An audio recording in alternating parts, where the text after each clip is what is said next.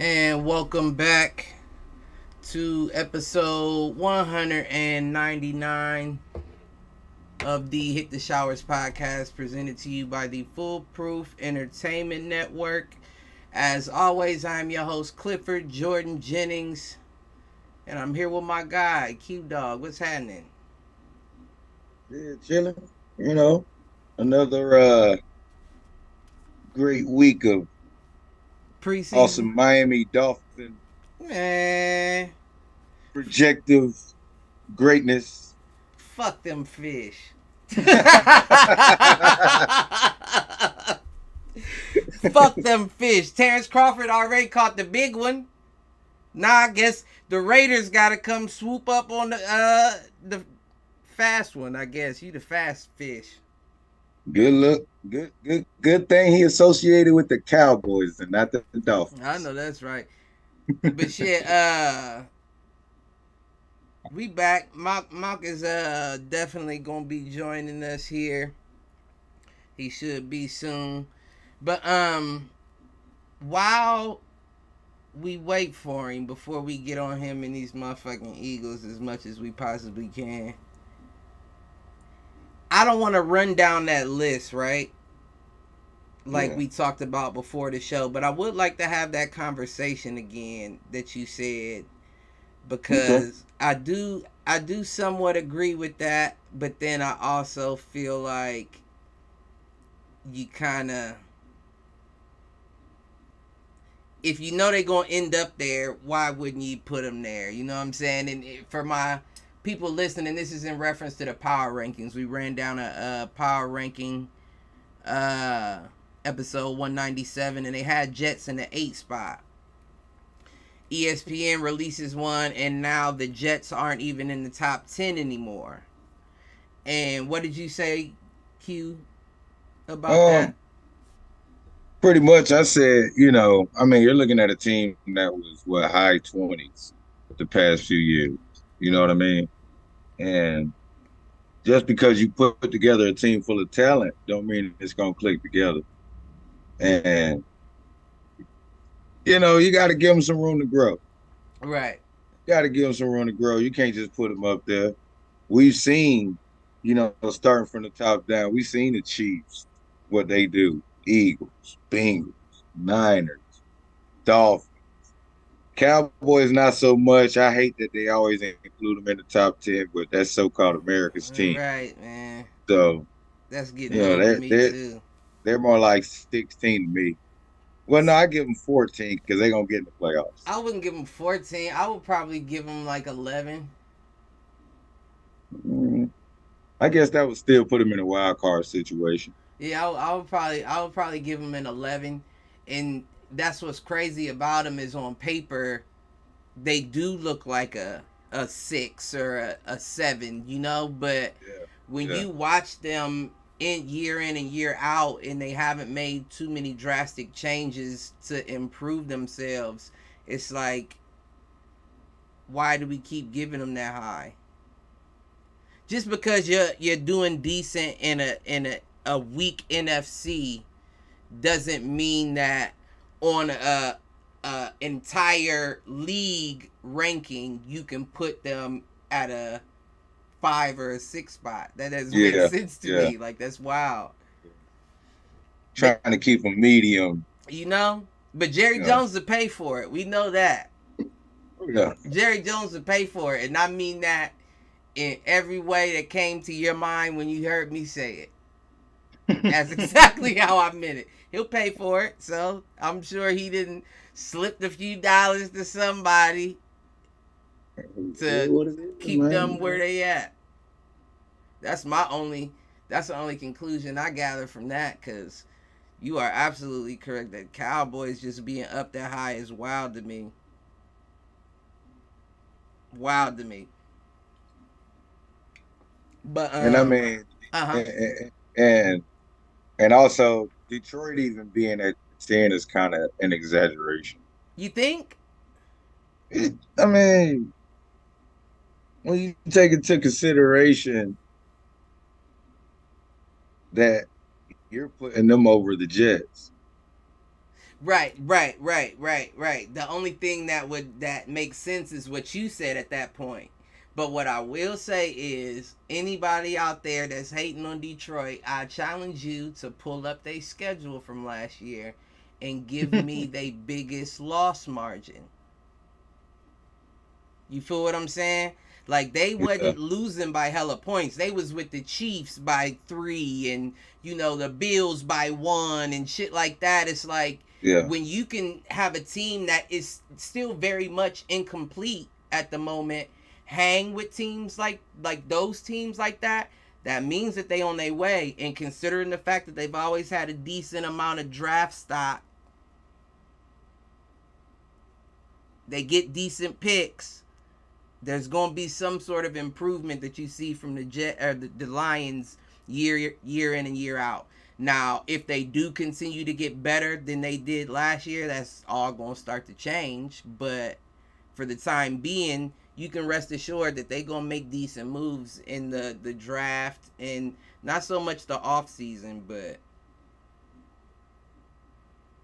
yeah, I don't know that they make a lot of a trade movement. I can't remember the last good trade that they got.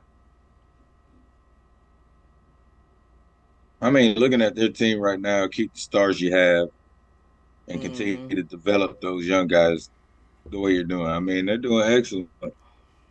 I mean, But they gave away DeAndre Swift. He with Philly now. yeah. I mean, I don't think that he's like a difference maker per se, but I do feel like he was a pretty good addition to the team. But I mean, a St. Brown kind of 2.0 your position. But they ain't running him in the backfield. Like, they ain't running. No, no, but his greatest moments were in the flats and on the short games and things of that nature, maybe turning them up for some more yards. You might be right there. Not so much running the ball. I mean, he had success, but not Right. what you would think from a speedster of his caliber. All You right. know what I mean? I You don't might have a be right stat. there. I'm not. I don't think I'm willing to argue that. And maybe it's the system. Maybe he DeAndre Swift is a back that needs a stable with him. You know what I mean? You I know mean, he's going over there to Philly with Gainwell. You know, and I forget who else. Yeah, my bad, Mount. You know, I'm supposed to know your squad, but you like that sometimes. um, they got Gainwell, Boston Scott, um, DeAndre Swift now because they got rid of Miles Sanders.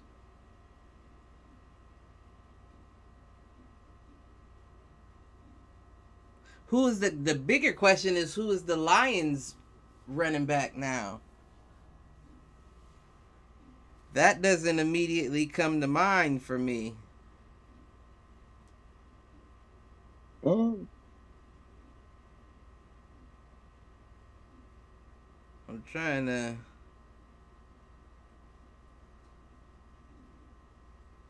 I mean, I'm looking at Jamar Gibbs or Jameer Gibbs. These They got motherfuckers David. pulled up Barry Sanders, Doak Walker, Mel. They going back. What the fuck? They have David Montgomery over there, Benny Snell. So they're expecting a breakout. Uh, I guess I'm assuming so. Yeah, because none of them are breakouts to me. Well, you know, Jameer Gibbs is the rookie running back out of Alabama. Yeah. Which I mean, he's very talented now. And if the whole line is what they're projecting them to be, I mean, it looks like he's gonna have a chance to shine. I mean, definitely, because I definitely don't see him not having a QB1 spot. If you don't have a QB1 spot right now, brother, I don't know if this is the place for you. Listen, so I mean, we'll see how that go. That it's just so shameful, right? Like, I understand I understand that they say running backs don't have a high shelf life, but I just think it is so shameful that they like, fuck it, we'll just draft. We won't pay one. We'll just let them go and draft. Yeah, Just get another that's one in the ridiculous. draft. They're always going to be a running back in the draft. We'll just pick up another. Fuck paying one. Motherfuckers bust their ass for years to live out a dream and get there and can't even fucking get paid. And you at one of a focal point position. And what kills me the most is when. Your mic, I think, is go. It's like And can you there hear we me? go now. Yep.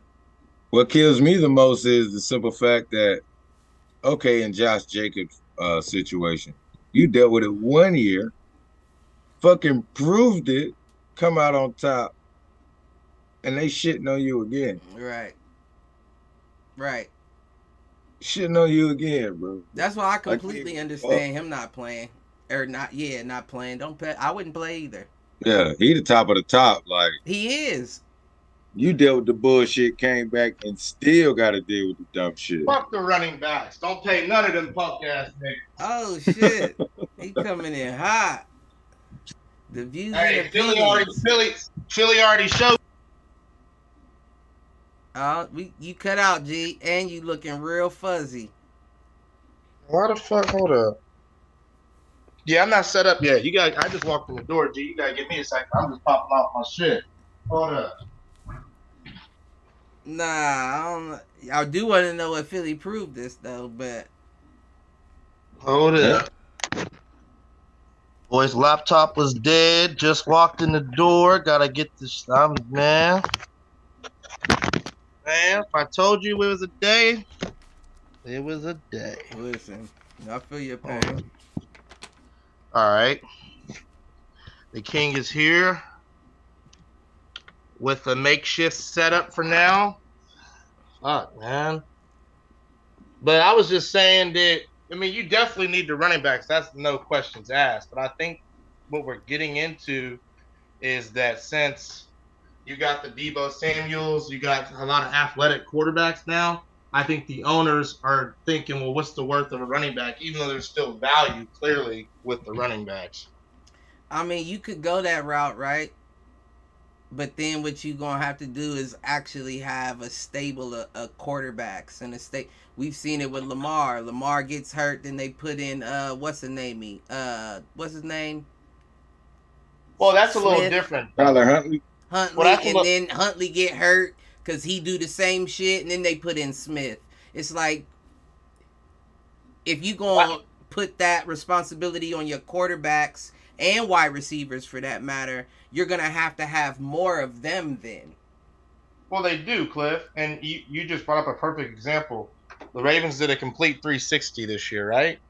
I mean, they look pretty good. I don't know how much you guys been watching. I know it's preseason. When I tell y'all Zay Flowers is going to be something, along with a couple other ones on that team, they've got something potentially special. It's not all on Lamar now, right?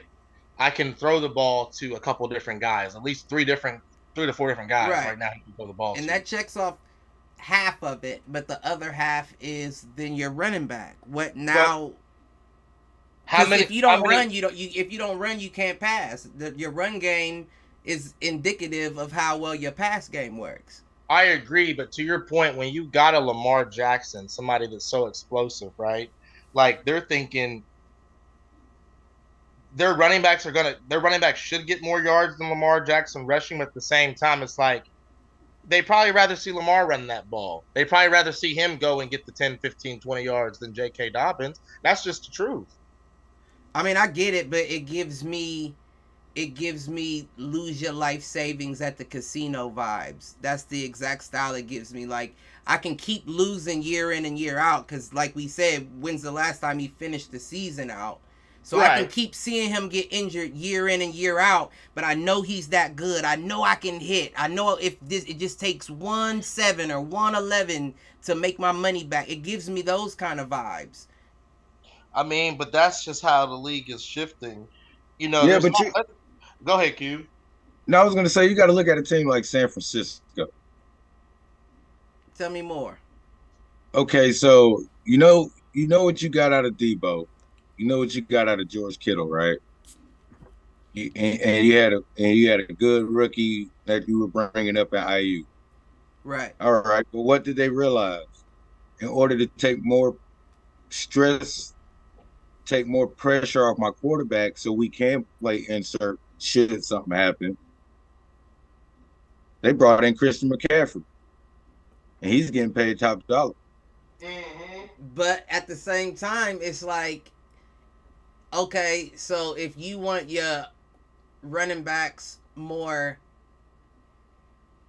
Versatile. That's right, the thing. if you want to, then just say that. Just say that. But they are saying that. But they listen, are, but at the same time, it's a lot of running backs that are.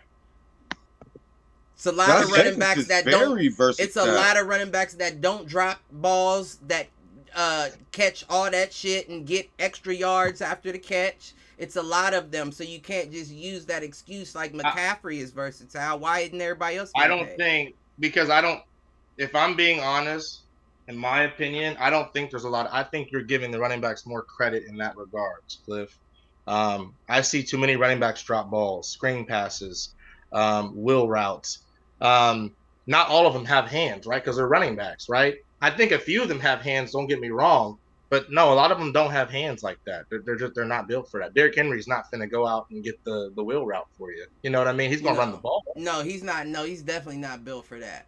Now, I can't speak on your boy Josh Jacobs. That's your team, but now, I don't know. Jacobs is definitely good for that. Saquon proved this year that he's good for that as well. There's a lot of running backs out there that are good for that, and it's like, well, why can Christian McCaffrey then get top dollar because we can run him out of the backfield, and other motherfuckers are showing that you can do the same. Christian McCaffrey. Got two guys. I can tell you why. You know what? Go ahead. No, it's only two guys in the league right now at that position that get paid their worth. Christian McCaffrey and Alvin Kamara. And that's it.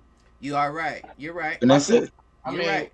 Like, you fucking playing with Josh Jacobs. This man can run up the fucking middle, can catch it out the flat, catch it on the short, whatever the hell you need. Right. And he not worth it? Who the fuck else you got? Sense. Who do you have? You gonna get Garoppolo fucked up. We got Zamir White and God damn it, Abdullah. That's all I'm saying. I don't understand it. We probably got rid of Abdullah now. I know we good in Miami. No, I'm questioning. Yeah, man, you got to get right, Cliff. But I mean, I was just about to say, I answered my own question in my head. The reason why Christian McCaffrey got that deal is because they didn't want to give it to Debo. Because remember, Debo said, I'm not going to be the guy that's going to run the ball and catch the ball unless y'all pay me. Now, he got it. Well, Christian McCaffrey's deal was a hangover. They took that contract over from Carolina. Carolina is the one that originally signed him on the dotted line for that. But what other point is to bring him in, right? Yeah. Why else would you bring a Christian McCaffrey in if you were satisfied with the way Debo Samuels ran the ball and played wide receiver? It was because he started making a fuss talking about, I want the money if you gonna do me like that. If you gonna rush me and run me at the wide receiver, I want paid. And they was like, well, we ain't about to pay you, so let's bring in Christian and he'll take on the rushing responsibilities now. Well, let's keep it 100. The Dolphins and Mike McDaniel took your stable. So now you had to replace that. Are you able to find two or three guys that can gel together to do it? Or do you just make the trade and take over the contract of a Christian McCaffrey who's proven? You know what I mean? Right. So, I mean, and it worked out. And it proves. You got to have a top guy. If you don't have, we got Raheem Mostert as the starter, Jeff Wilson. You got the rookie Devin A-Chain. Mm-hmm. Devon Ahmed look like he'll test some shit up. You know what I'm saying? We had a 65-yard run last week. So, you know. We do still got Amir Abdullah. Oh, Yeah, he's been on there. Amir Abdullah, Brandon Bolden, and Zamir White. But and also you got to think, Cliff, like Christian McCaffrey, that boy, he throws the ball too. You know what I mean? We've seen a lot of Yeah. plays of him throwing Yeah, the ball. he is very versatile. In his own lane. I don't. When I think of running backs, I don't compare anyone to Christian McCaffrey in particular. To be honest, just because he runs, he throws, he literally does it all. I mean, I'm not saying he's the best running back in the league. Don't get me wrong in that regards. I'm just saying like. Nah, he's balanced. He's balanced across all attributes. He's a balanced player. Yeah. He's not overly, dominant in any one thing, but he's balanced at all of it. Right. And that is worth paying. It's just weird that it's like he'll get paid, but y'all ain't getting shit. Yeah, I mean it's all around weird, but also no offense, we know McCaffrey is the complexion for the protection. He's one of them at the end of the day. You know what I mean? And at the end of the day, you always want to look out for one of yours before you look out for somebody else's. Nah, I mean that's why you got Alvin up there. They 1 for 1. That's the minority pay. That's the minority hire. Like we can't give it to him, but I'll give it to one of them. So pick one. 50, Kamara. 50. Lucky day, bruh. You got it. That's fucked up. Your contract came up first. You lucky motherfucker. You.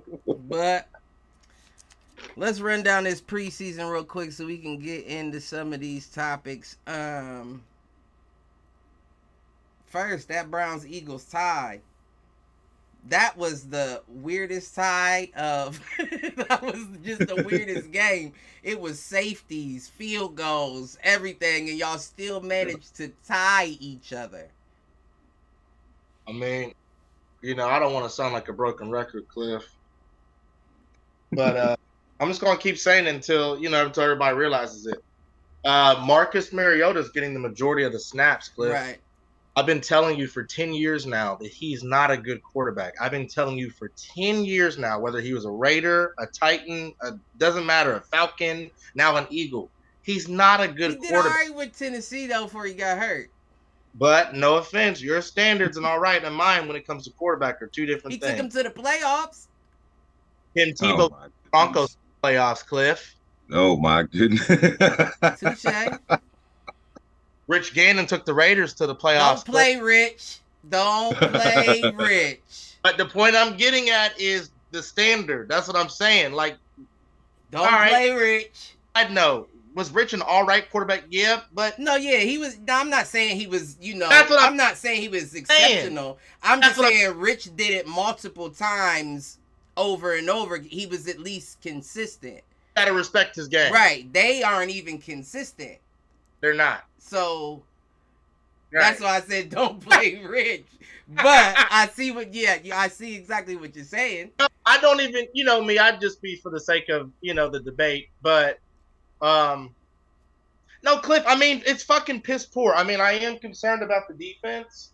Now, I'm not like, okay, let me back. No, you shouldn't be concerned about the defense. I'm not like heavily concerned, but like, I feel like we should have some decent backups, right? Like for the most part, it seems like. So it's like, I'd like to see some improvement. Right, right. That's really what this is about, what the preseason is about, to see who's backing your guy up. Who's going to take the place of if something happens to. So, to your point, Cliff, God forbid, if Jalen Hurts, something happens, right? We know who's stepping in for him. Marcus Mariota. Right. I don't feel good about that, Cliff. Right. I'm not gonna lie to you. And you know what?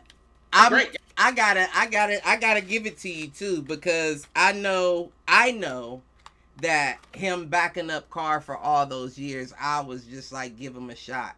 And you never know, because it could be a system-wise thing, because he was moving the ball when he came in for the Raiders. And the Titans too. You're right on the I was hating on him, but on the Titans he was all right. My stepdad even said and my brother went to that Raiders game, the one I didn't go to because of the whole situation. Right. But and he was saying the whole stadium was chanting Mariota's name, like they were mad they wasn't pulling Carr and putting Mariota in there. And again, I'm not saying that Mariota is, an elite quarterback. I'm not even saying he's a B plus quarterback. But, systematically it could make a difference. But it's hard to say that. I mean, I think age plays a factor in it too, because you didn't do awful in Atlanta, but you didn't do good either. Right. I mean, you didn't do awful, but you didn't do. But and I'm surprised we signed him for millions of reasons. But one of the reasons I'm surprised is you bailed on your former team. Who? Marcus Mariota. If you bailed remember, on who? Atlanta. Remember the what was the thing they had on Kirk Cousins? Remember what was it called? Marcus Mariota, and who was the other quarterback? Was it Marcus Mahomes? Mariota, Kirk Cousins, and Mahomes, the QB1 on Netflix. You remember? I don't know if you've seen it, but if you remember on there, when it came to the Mariota section, they talked about, and he was interviewed. They were like, "So you just left Atlanta? Like you just never told? Like you basically like he just kept skipping practices and games towards the very end, and just was not no call, no show. Just put it that way, no call, no show. Wasn't coming to nothing. Just was not. He was just dismissed himself from the team. Didn't tell nobody. But somehow, all of a sudden, though, we pick him up. I don't know if it was through free agents. I don't think it was a trade. I think it was free agency. I don't know. But yeah, like you don't. I get that you. I don't know what happened. Took my nigga to Magic City and dropped a lay on him at the entrance, like aloha, and then gave him a lap dance and showed him. Oh, married Cliff. We got his college sweetheart. That don't mean shit. He's Cliff. He's Hawaiian, and I mean that in the fact that they live by certain, like the Asian culture. They usually live by a certain rule and loyalty and lifestyle. I mean, shit. You should be able to go to the strip club. You should be able to take your lady to the strip club. You should just be able to have fun. That's not how they look at shit in Hawaii. It's not like I'm fucking one of these girls, but you know what I'm saying, like. But anyways, like, man, fuck Marcus Mariota, man. Like, okay, you bailed on your team. Like, I don't care how hot you are at your team. Like, you don't bail on. Like, you at least put in a 2 weeks notice, so to speak. You know what I mean? Why him though? Well, wait. Could you say Lamar did the same? No, because he still had to come to at least a practice or some kind of event. He still had to show up. He still had to show up to at least something. He would still show up from time to time to something. He didn't just basically. There wasn't like he just had no communications with the team and just left. It wasn't like, oh, where's Lamar? They literally were like, we don't like. They showed it in the thing. They asked the coach. They was like, no one knows of Marcus. Like, no one's heard. We haven't seen or heard from Marcus Mariota. No, we haven't. Like, and this is not mid. This is like the end of the season, I believe, or mid-season. One of the two. I want to say towards. I mean, he knew what it was when they started putting Desmond in there. Right. So I told you Desmond is going to be that nigga right there is going to be somebody in the league. I don't know how you feel, but that's what I'm saying, Cliff. You just brought it full circle. Okay, I think Marcus got hurt or he was playing bad, one of the two, obviously. When they put Desmond in, that's when he started acting. Because he saw, oh, that's my spot. Immediately, that's my spot. And I get how that must feel, because I would be very, you know what I mean, competitive, upset, whatever the word needs to be. But you don't just bail. Right, not on your squad. Right. And I'd at least tell you, like, listen, I understand y'all got something going. I'm not trying to be in the way of that. I'm head out after this season, but I'm present until the season's over. Because Cliff and Q, how do you go to a new team and get the buy-in after that? The buy-in from your teammates. How do you do that when you just? How do they know you're not going to do this? Especially on something like Netflix, like for everybody to see. I don't. How is he a number 2? That's what I want to know. I mean, that's all we got, I guess. Well, yeah, you got what's the name? I think McKee. You got Tanner McKee. Yeah, but McKee, the rookie though. Yeah, he's not ready. He looked pretty good last game. I mean, there was some spots where he held the ball too long, but he looked pretty good. His stats were way better than Mariota. My nigga in the preseason game, he tried to throw a block for what's y'all's new running back, Sermon. Who, the Eagles? Yeah, something Sermon. I can't think of his first name. Rashad Penny, whatever one. And we got DeAndre Swift. Seattle. No, he's a young dude. His name is Sermon. I think he's a rookie. Oh, yeah, I think Trey Sermon. Trey Sermon. Yeah, he had a 20-yard touchdown run in the preseason game against the Browns, and Tanner McKee got out like the line opened up, like the offensive line did a great job. Because Tanner McKee hit the hole after he got the ball to the running back and was in front of him and was about to throw a block, and the DB kind of like dipped his shoulder, or even got out the way. And I'm thinking to myself, like, my nigga, just because you're big doesn't mean you do that. Like, you're gonna get a wake up call. If the quarterback is beyond the line and they show like they're giving a block, they're free game. You're free game if you're giving a block. Hey, we need more of that in the football world. Not from your quarterback. That would have been a It'll change some of the rules. It'll change some of the rules again from this little fucking tag from shit they soft play shit. No, I do agree with you. You might be on to something. When the quarterbacks start getting out there throwing blocks like the old Ben Roethlisbergers and yeah, let me pump my brakes. You might be on to something. Yeah. Let them get tough. Let them get like Dante. It don't matter. If I was the coach in this day and age game, that would have been a real face mask grab moment. Son, what are you doing? What, you gonna go up against these big boys we need you to throw the ball. It's people out there to do that. Nah, that's one of them kids you gotta let them do it. Nah, G. You gotta let them get robbed. We seen Friday Night Lights and Varsity Blues and all that, where the quarterback takes one hit and now the nigga in a wheelchair and he coaching on the sideline for the rest of his career. Nah, G. Look, you're officially a professional in the National Football League, and you're on that field. So listen, that was hits in high school. In high school, they got paralyzed. So what do you think these big fucking dogs is going to do to you if they choose to... Look, you play at the most smart. You supposed to be smart enough to know better. Right. I know you don't want to learn.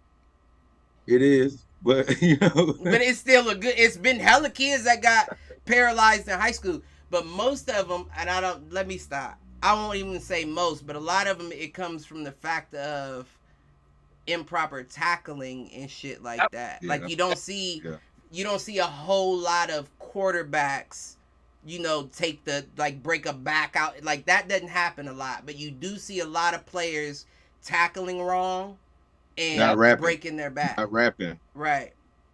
Not rapping is the main cause. I'm a good person. I'm a good what's the name for it? Because I told you, Malk, I bent my spinal cord twice in Pee Wee football, leading with the crown of my head and not tucking my helmet into my shoulder pads. Yeah, I've always tackled tried to tackle my body for sure. Like somebody's commenting in the chat. Who's 150 proof gaming? My boy know his sports. Who you got this year, OE? Laugh my ass off for sure. I have no idea, but it's they must know you. They called you OE. You know what I mean? Yeah, that sounds like something. Yeah, I didn't mean to throw you off, but yeah. What was the question though? Was it a question? Mm-hmm. In that comment, you said it's who you what something they said. I don't know. I forgot what we was talking about. What were we talking about? It was the comment that had a question. I don't know what the question was. I can't see the comment since I got one of my what's the name? Okay, my bad. Whoever it is said, I don't know what part he was talking about. He said, "Who you got this year, OE?" Oh, like on the season? I don't. That's a toughie. I mean, I really don't see a way that the Eagles don't make it out the NFC without injury. You said without injury? Yeah, like if they're not struggling with injury, who else is taking the NFC? I mean, maybe Minnesota. As much as I hate Dallas, Minnesota. I don't see Dallas. As much as I hate Dallas, like. If it's not the Eagles, I see it being like Minnesota or like the year Minnesota. Mm-hmm. Do figure it out. Well, I don't know. Your boy Derek Carr's on the Saints. I'm not going to rule them out. Mm. Michael Thomas. I forgot about that. Yeah, I'm definitely not against that. You gotta respect the Giants too. They got Darren Waller out there doing some They things. did got Waller. They did re-sign Saquon, and he coming off of a career high season, so that says something. And Daniel Jones looked real awesome last week, might I add. Awesome what in the preseason? I mean, as far as ball placement, speed of the ball, timing of the routes, especially his connectivity and relationship, getting Darren Waller the ball with chances and opportunities to make a move and do something with it. You know what I'm saying? So, that's all I'm saying, baby. It sounds the good. NFC East gonna be a little tough. That might be the only tough teams in the fucking NFC. No, I agree. I do agree there. That's the toughest division in the NFC for sure. All pro cornerbacks on that Philly defense, though. Listen, we're going to get there, baby. You know what I mean? So I don't know, Q. It may sound sweet now, but when the plot thickens, it's a different story, you know? I'm just letting you know. Saquon brought his ass to practice, so. I'd be more worried about, and this, I'd be more. Hey, it's more practice for the big one. About it is, but more practice for the big game. Hey, since I'm throwing jabs, first I'll acknowledge that the Dolphins did take the Texans 28-3. I know what he's about to say. But I have to acknowledge Tua Tagovailoa's interception on the first play of the game. The first play of the game. And the Denzel Perryman. Somebody I didn't see it. Walk me through it. And this is a prime example for all the dumbass experts out there that's saying he doesn't need to play in the fucking preseason. No, I agree with that. That was Tua's old shit moment. You got to think of the long season he had towards the end of the year last year. With the concussion protocol and trying to understand where the pressure's coming from and fucking headaches every day. You can't fucking see in sunlight. Like, he was very fucking irritated, agitated, all this shit. Mike McDonald. So, like, that's his old shit moment. Like, the first play of the game, the guy breaks in off the left side. The play is a roll to the fucking left side. You see the guy open. So it's like, oh shit, but you laid on your throat. And now it's like 3 Texans there to intercept the fucking ball. Mike McDonald was on the sideline grabbing his phone, checking his Ring camera for Tua's webcam footage, and was like, God damn it, it's a preseason game. Hey, we ain't have a camera on that kid. What happened? My nigga said Mike McDonald. Mike McDaniels. Trying my nerves. Mike McDaniels. The only reason why I'm laughing, Cuddy, is because you know how you be like, fuck learning them coaches. Who's this grimace looking nigga that just? Hey, you just hit McDonald too. What'd you say? Monkey Mob. Monkey stupid. Hey. I call Miami's coach Mike McDonald. He gonna say, "You just said McDonald's in here." Hey, Happy Meal CT. Yeah, what that is? 4 pieces, 6 pieces. That nigga got cheeseburgers in his pocket. Security at the concert better check him. He's smuggling in shit to the movies. Hey, I'm trying to sell a zip in there, buddy. You look like one. and you got Cash App, Venmo, anything works. You stupid. You stupid. Man, you serious? You serious with that Adidas? Boy, I ain't mad at you. We ain't in the Midwest where you really might need it. You good out here, man. Oh man, what are we talking about? Baby. Oh yeah, that fucking interception. But yeah, no, they got the 28-3 victory. I will say CJ looked good for the little bit that they had him in there. No, I do want to point out, that interception did put Houston at the 7-yard line. Right. And the defense came out there and stood tall. Right. Held them down, got the ball back. And Tua said, fuck it. 93-yard drive, touchdown. And Skylar Thompson went nutty that game. Nutty. 3 touchdowns. Man, 15 for 22 attempts, 65.8%, 157, 3 touchdowns, 89.9 QBR. Hell, that was a crazy leap from that nigga did better than Tua. That game. Who was it? Skylar Thompson. I mean, but I tell you, with them situations, because they get more PT time. Way more time. Yeah. Right. You know what I mean? Of course. But I'm just saying, considering how him and Mike White did as a combination the week prior without Tua at all. But that's also against, not the usually top premier players, at least not for long, not really. No, I agree. But you start to see more of the top players get PT towards the end of the preseason rather than the beginning of it. So the fact that he's still making improvement, I gotta give him peace on that. And I mean, he's learning under the perfect system right now too. Because I'm sure those guys. The perfect system. I mean, quarterback wise, learning. I mean, you got to think of the position Tua's in right now, and the different coaching that he's getting to learn. I mean, they got a damn camera in his helmet, for God's sake. Right. You know what I'm saying? I wonder if he has a camera in all the QB's helmets. And that's what I'm getting at. You know what I mean? So no telling. What kind of system they're learning under what they're seeing. I mean, he's definitely made the fucking adjustments from last week. I would say it's an innovative system, but I would much rather be Zach Wilson than Skylar Thompson. I see what you're saying. I mean, yeah. And the Jets, we know that system doesn't know up from down, but you can see the leaps and bounds he's made just from being around Aaron Rodgers out there. His confidence has gone up. His maturity levels. It's crazy. And that's what I was saying all along is I'm not hating on these rookie quarterbacks that come out the gate and are expected to produce. It's just not going to get you the best product. You have to have someone that you sit behind and you learn from. Even if this motherfucker don't want to talk to a rookie, just for you to be able to watch them move, work, and you know what I'm saying? That helps.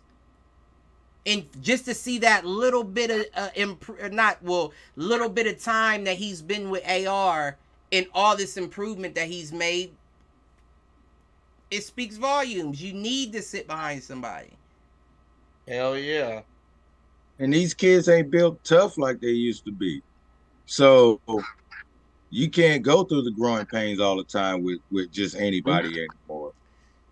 That shit'll rattle the fuck out of them and they're out the league. Yeah.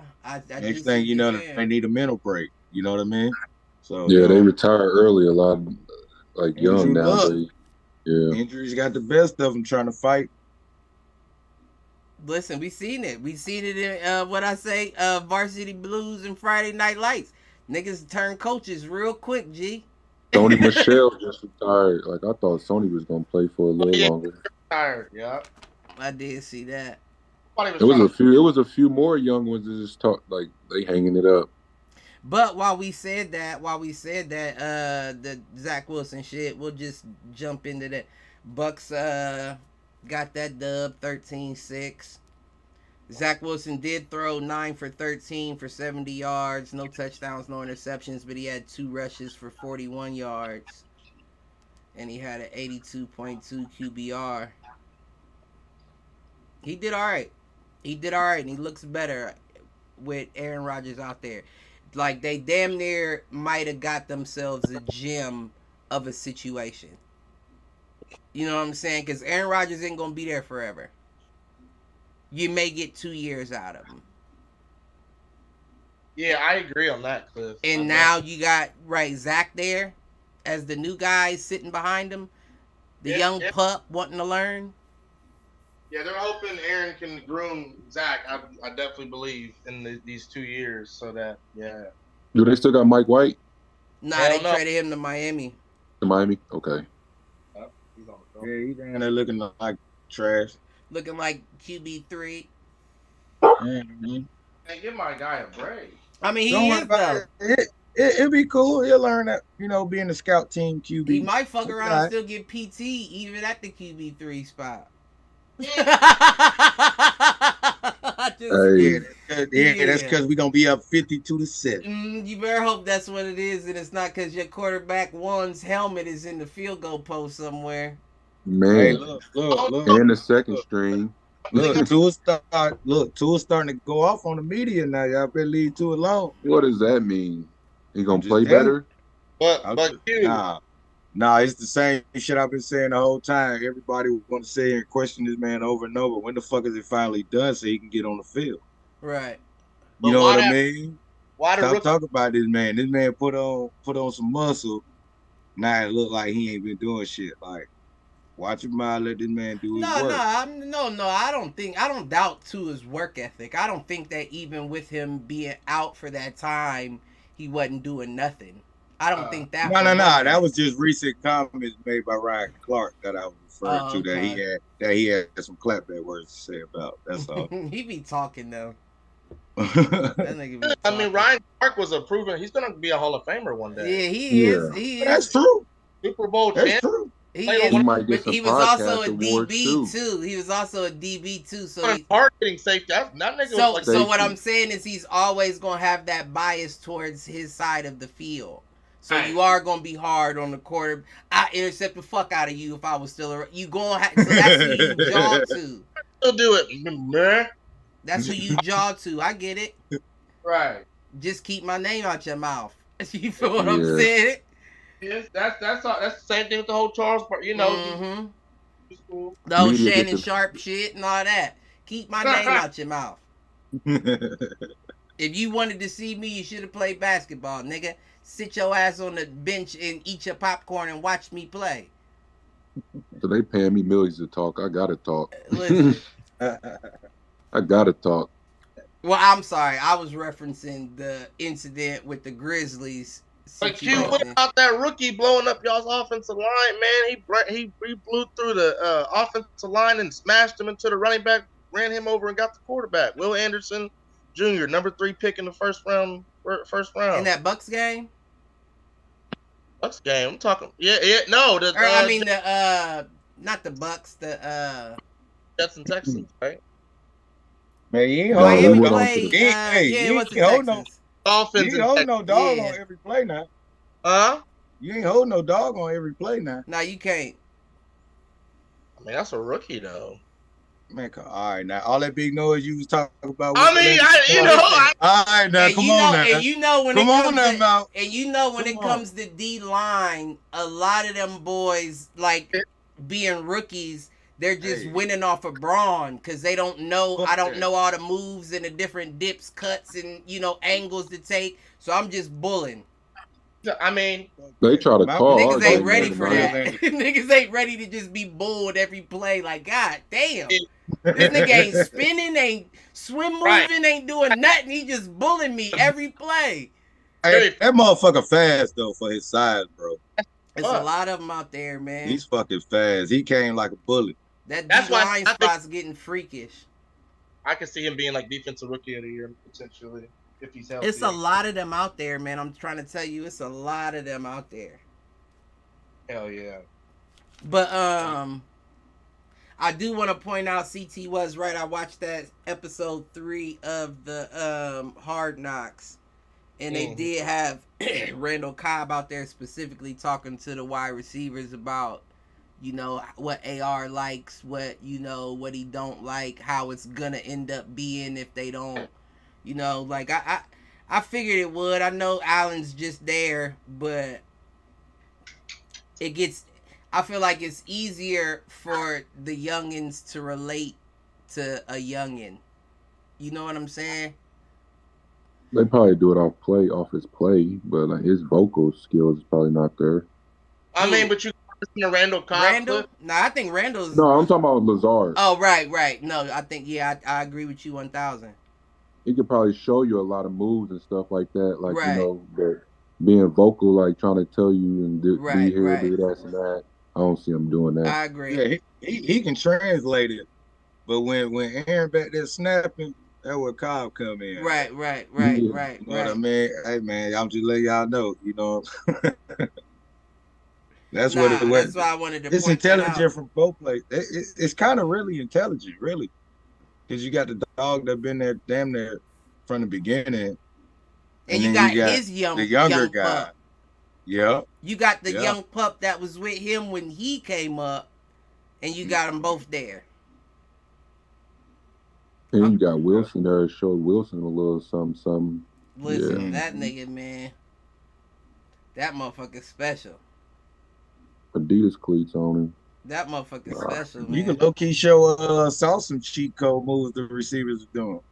That practice got. That's what they've been doing. They've been having them two go head to head. Oh, man, listen, that's what I'm saying. They are going to make each other. Even their D line and linebackers is tough. Like, yeah, everything about the Jets is looking. The Jets is, and Brees Hall back, clear for practice. They had it on the Hard Knocks. This nigga hit a slant from Aaron Rodgers. They talking about this nigga just clocked in at 21 miles per hour on that slant. 21 miles per hour on a slant. That's fast. That's ridiculous. You got to think the field's only what, like 50 yards, 40 yards across? To be able to get up to that speed on your slant?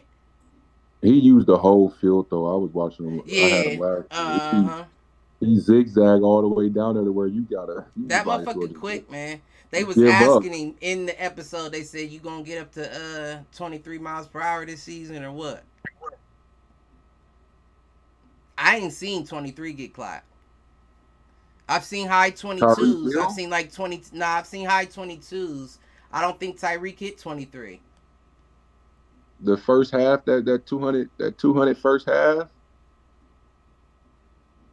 I haven't looked this past year either, though. If he did hit it, it would have had to been this past year. But the year prior, he ain't hit 23.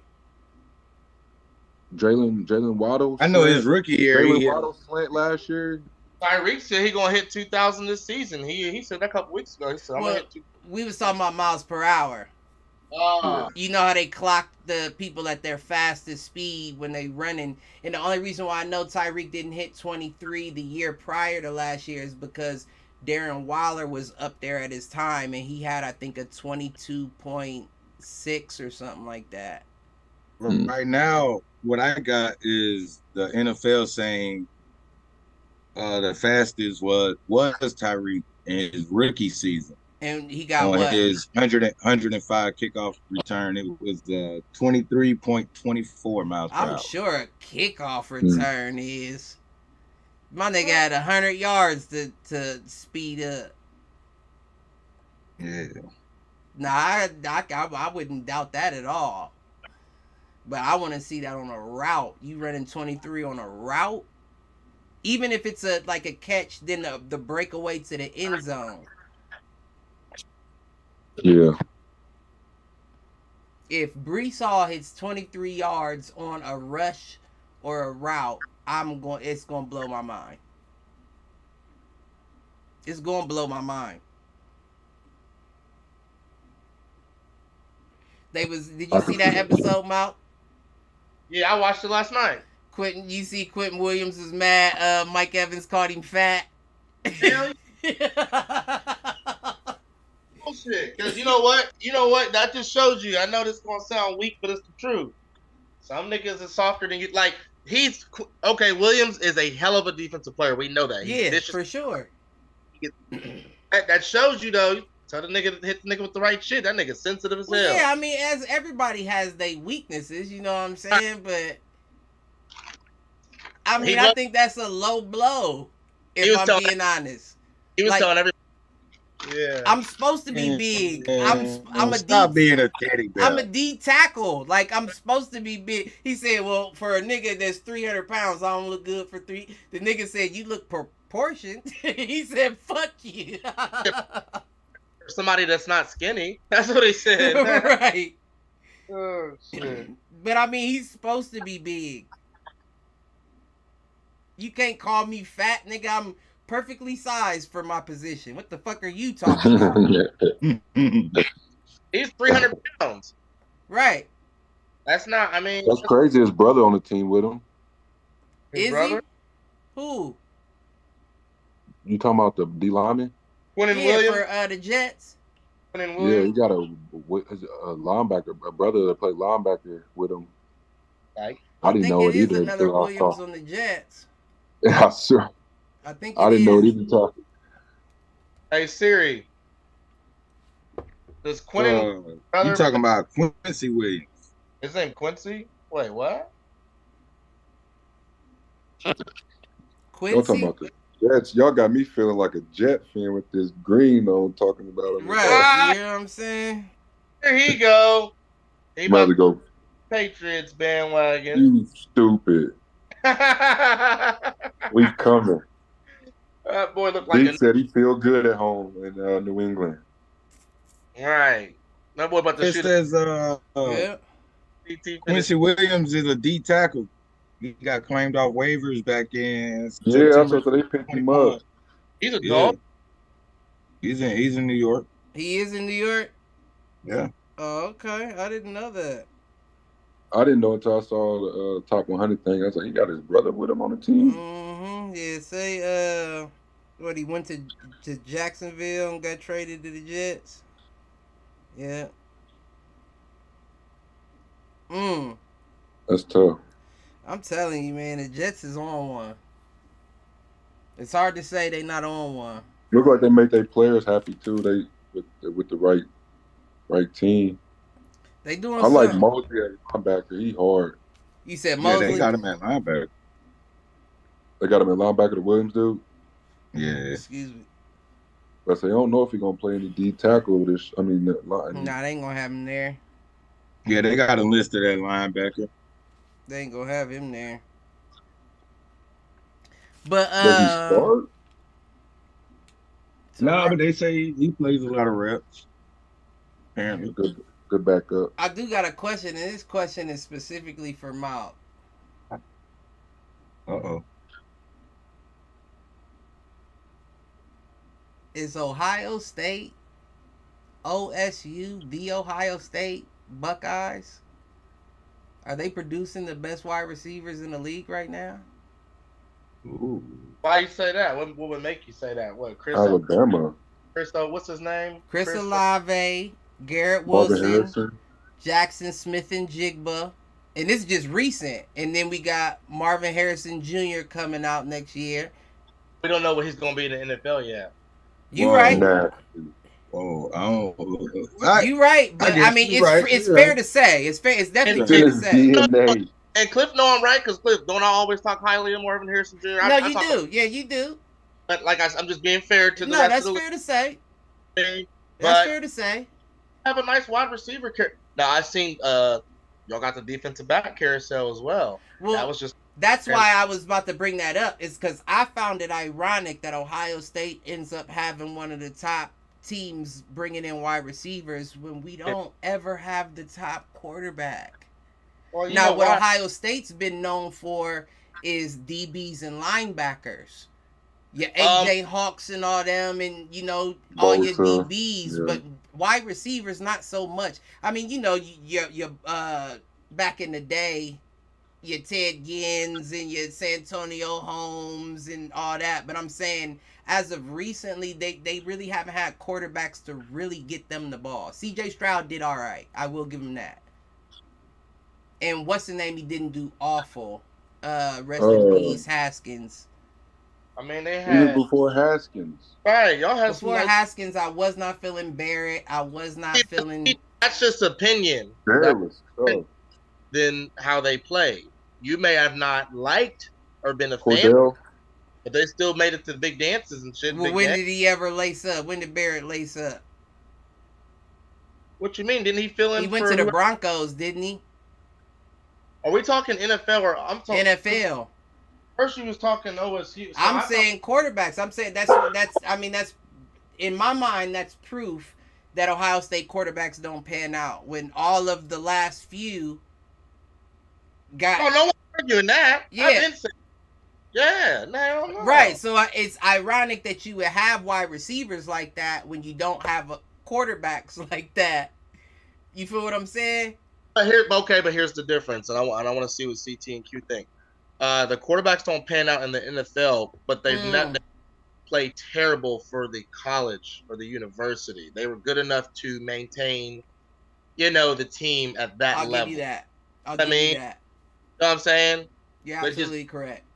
NFL. You know what I mean? You're absolutely correct there. Reggie Bush, one of the greatest college players we've ever seen in our lives. I'm not saying he had a piss poor career, but it wasn't to the height. No, it wasn't to the height, but I also think he came into like a Antonio Brown situation where that hit that he took, I can't remember who was it that hit him. On the Saints. Yeah, it was on the Saints. Who was it that hit him? I can't remember who hit him. It was 24 for the Eagles. Yeah, it was. Hey Siri, who put that big hit on Reggie Bush's bitch? That's why you don't trust Siri, man. I'm trying to tell you. She be trying to ignore you and shit. Was it Hobbs? It wasn't Hobbs. On Reggie Bush's rookie year. Okay. Sheldon Brown. Yep, my nigga. Yeah, that sounds right. Welcome to the league. Man. Boy, he wasn't shit. But man, once he took that hit, you could tell he was timid. Everything about him was timid. That's on him. Now everything about his game was timid. Before he was like, I don't want to say reckless, but you could tell he was running off that I'm new, like I'm here, I'm just here now. Then once he took that hit, it was like, yeah, nah, I don't got the same instinct. It's not even that. It's that, and it's that this isn't college no more. You know what I mean? They took my boy Heisman from him. My bad, I was watching. Scared. Yeah, I don't agree with that either. I don't agree with that. Which one? Taking the Heisman from him. Yeah, it doesn't make sense. I saw today he said he was suing the NCAA. He should, because it doesn't make sense. Regardless of me taking money or anything like that, did that stop what I did? Did that stop what I did in the season? Was that performance enhancing drugs that I took? That would be a reason to take a Heisman. But I didn't do nothing wrong other than take money. How the fuck can you take my Heisman away? They just want to make an example out of him. That's still weird because he still accomplished what he accomplished. They didn't take Johnny Manziel. Right. That's a good example too. Perfect example, huh? That's a good he was example taking too. all type of money. And beyond that, he was taking money, lying about where he was getting it. Man, kicking it, being reckless, letting pictures that's probably leak why like Reggie trying to sue. Jerry Jones. I'll try to sue now too for sure. Johnny Manziel got a career off that. But let's get into the actual shit. Oh no, I do want to before we do, I want to point out the Raiders 34-17 win over the Rams. Hey, I'm gonna catch y'all next week. I promise I'll be on the regular time. Yep, what's good? Who hitting them? You got somebody hitting them? Stephen A. Smith on it. He was talking about Lonzo Ball couldn't get out of the chair, and Lonzo made a video saying, no, Lonzo made a video saying, I don't know who you getting your sources from, but hey, I'm gonna be back. So it got to go to Stephen A. Man. Yeah, I'm with that. Listen, enjoy yourself. Kick it. All right, man. I'll see y'all. I'll send y'all some flicks. Yeah. Yep, for sure. But yeah, with that Raiders victory, I'm not even gonna point out Aiden because we already know my guy is like that. I mean, it's the Rams, but it sounds good though. I mean, like I said, I'm not worried about so much the teams that we're playing or anything like that because again, we know it's still preseason. Right. I'm more, when I look at players like that, it's like we said at the beginning of the show, I'm looking at what the backup's going to be expected to do if he has to come in. And the passes that he makes, the precision that he puts on them, I'm impressed. It's impressive. I'm impressed.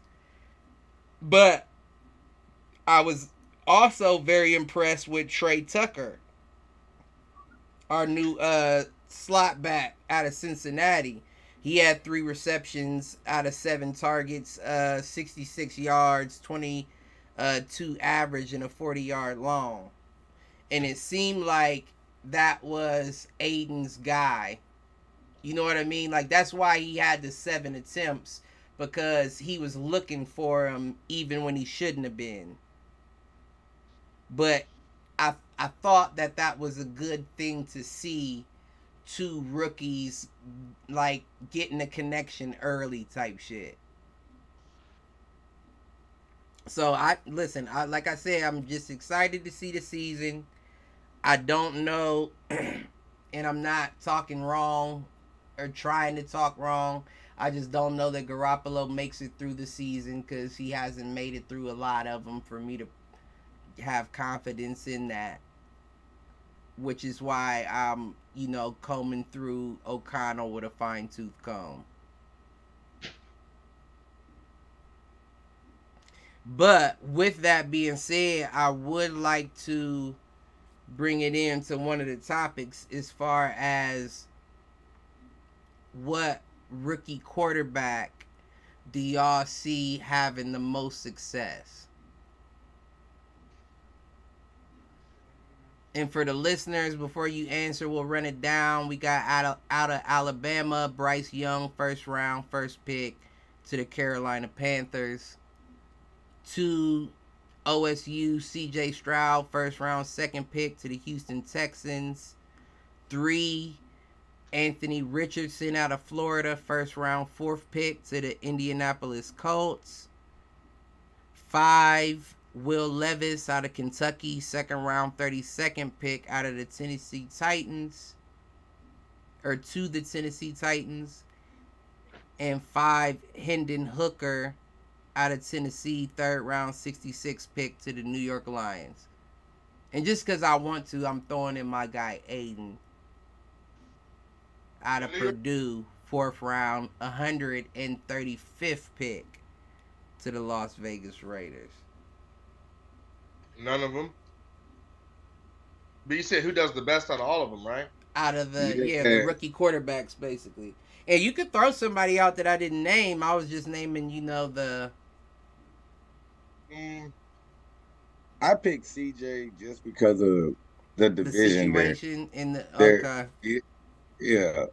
I mean, Bryce is cool to say, but when the ass run into the Saints, what's going to happen? Right. Yeah, Somebody's going to hurt Bryce. He's too little. It seemed to be that way, don't it? Somebody's going to hurt that boy. I'm not going to lie. It seemed to be that way. It seems to be that he can stand to gain a few pounds. Unless you got a stellar offensive line, which I highly doubt. No, they don't. The Panthers, no, they don't. He's asking to get hurt. I mean, they're asking for him to get hurt. And I wish him the best healthy season, but realistically... Yeah, I want to see a lot from him. Yeah. They'll put him some weight, bro. I do want to see a lot from him. But I think we were talking about that before he even got drafted, saying that he was kind of light in the ass. He needed to gain some weight before he started, And just judging off of that fucking... What was it? They played the Jets last week. All right. And they was crushing his ass. When he hits from niggas like that, boy, it hurt you. Crushing his ass. Mm-hmm. So I kind of lean more with Q as well. I think situationally, CJ Stroud stands more to gain just from, like he said, division.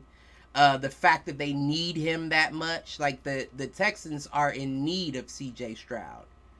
Yeah, you know what I'm saying. And that's also understanding. He looked a whole lot better last week. He did. Man. He did. And I'm not saying that Carolina doesn't need Bryce.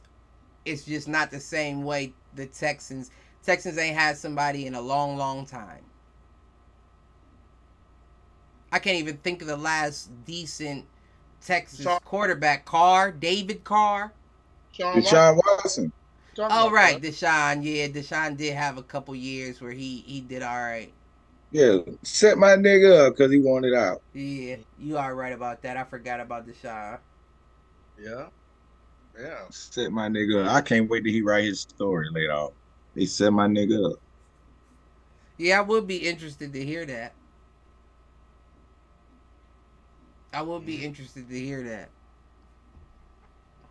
and it would be titled the same as OJ's book.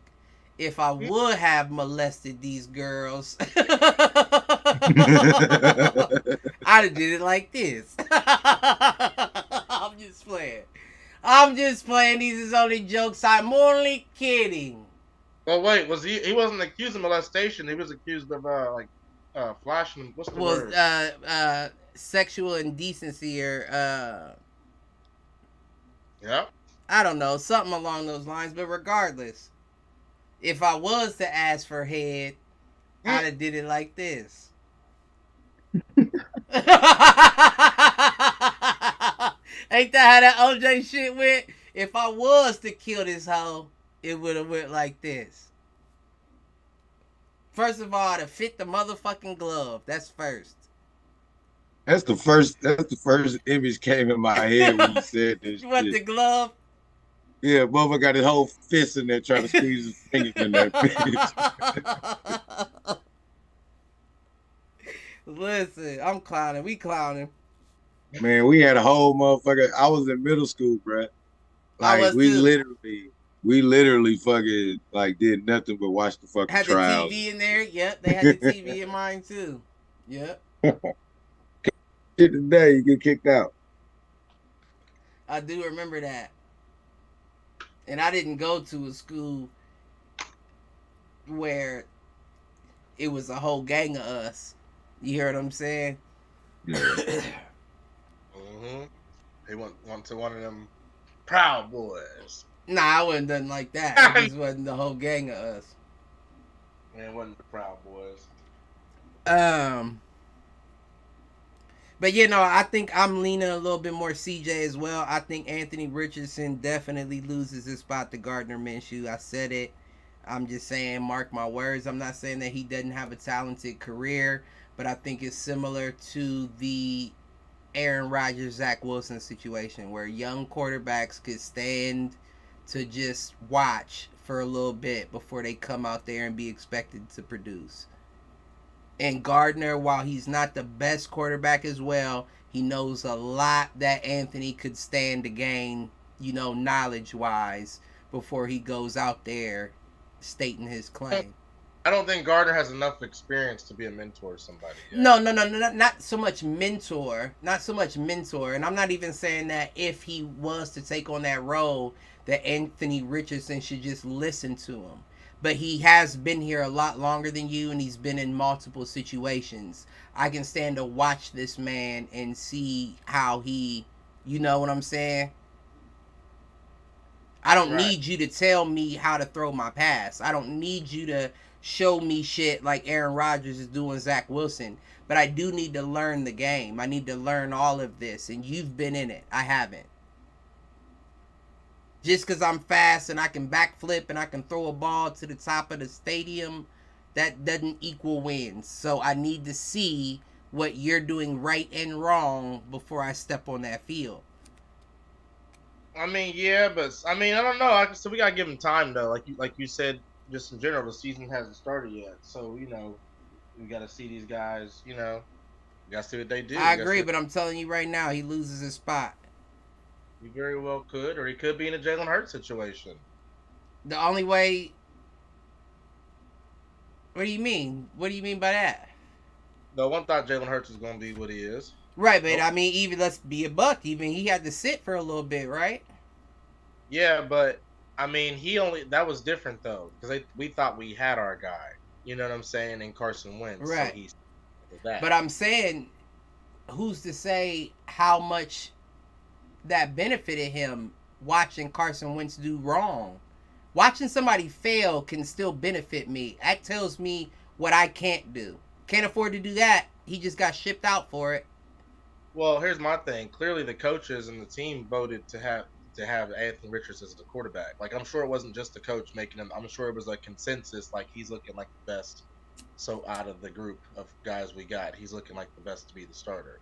You know what I mean? Right. That, like, somebody as the masses saw as a collective, in their opinion, that I think it goes back, honestly, if I'm being honest, I think it goes back to what you said about Lamar. I think Jonathan Taylor is a perfect situation where it's like, we don't want to pay you. Right. So now those duties, now that we got a quarterback that's as fast and athletic and all that as you, we Bingo. don't have to pay you. We'll start him so he can run the ball. Fuck passing. So confident saying, "Oh, you can seek a trade, Jonathan Taylor," because that's what they're Right. They're putting that black man to the ground. But it's not gonna work. Exactly. It's not gonna work. I'm 100. I'm. You brought it full circle. I'm with you on that. I was just more so saying, as far as the opportunity, clearly he must have deserved it from the evaluations collectively of everyone and got the nod. But I think the evaluation was based a little bit on that as well. We don't have a Jonathan Taylor right now. He's open for trade, so let's put somebody back there that's going. To your point, Cliff, you can have him do more because of the athleticism than Gardner Minshew. Right. Natural, better quarterback than him. I'm not saying that. Right. But like balance, like we talked about the balance earlier. Yeah, they're riding off that. That's a great point. That's what they're riding off. I of. think that's going to end up being a mistake. Is all I'm saying. Look at the organization. We talk about it all the time from top to bottom. What is it? Polian and the other, like the GM and the owner ain't shit in Indianapolis. They ain't been shit. Yeah, they've been making bad decisions since that Peyton Manning situation. We don't want you, and it's been a curse ever since. Think about that. Peyton Manning situation was their downfall. It's been a curse. It's like the Babe Ruth shit back in the day or whatever they used to talk about. You know what I'm saying? Y'all done fucked up. It's a curse, in my opinion. Look it at could y'all. be. I mean, it quite could be that team's karma for that Ryan situation. Cliff, Philip Chargers almost. Wait, got you to a wild card, or did he? And I said it. Listen, I know you hard on Wentz. They might as well have stayed with Wentz if they was going to get Matt Ryan. Numbers didn't look bad on paper, but the injuries, potential, and lack of leader. I think that might have been a behind the scenes shit. Like the team was like Carson Wentz gave Indy their best season since Phillip Rivers. Right. And that's factual. And everybody's still on his ass. But I do agree. I do think it's compound. It's your injuries, your availability, your everything. We're not willing to roll the dice with it. Exactly. You can't roll the dice on somebody like him. Right. After some shit long term. You know what I mean? I think they proved that in Washington. They went back with Heineke. Hey, man, Heineke, he ain't even on. I fuck with Heineke. I mean, I fuck with Heineke. You know that? He's not even on the Commander. He's not on. No, they got Sam Howell. He been doing all right. Howell, yeah. I didn't know they got rid of Heineke. I was like, their team. I don't remember what team it was, though. Yeah, I was just talking about it with my stepdad. I need to get him on here one of these days. Yeah, Washington. Don't tell me he's a Washington fan. He's a Washington fan. Die hard, too. I wish you would have told me. Boy, wait till I see. Yeah, gotta grill him. Hell yeah, and I'm wearing warn me when we, like, not, we about gotta to grill him. Yeah, I'm gonna get him on. See the hat.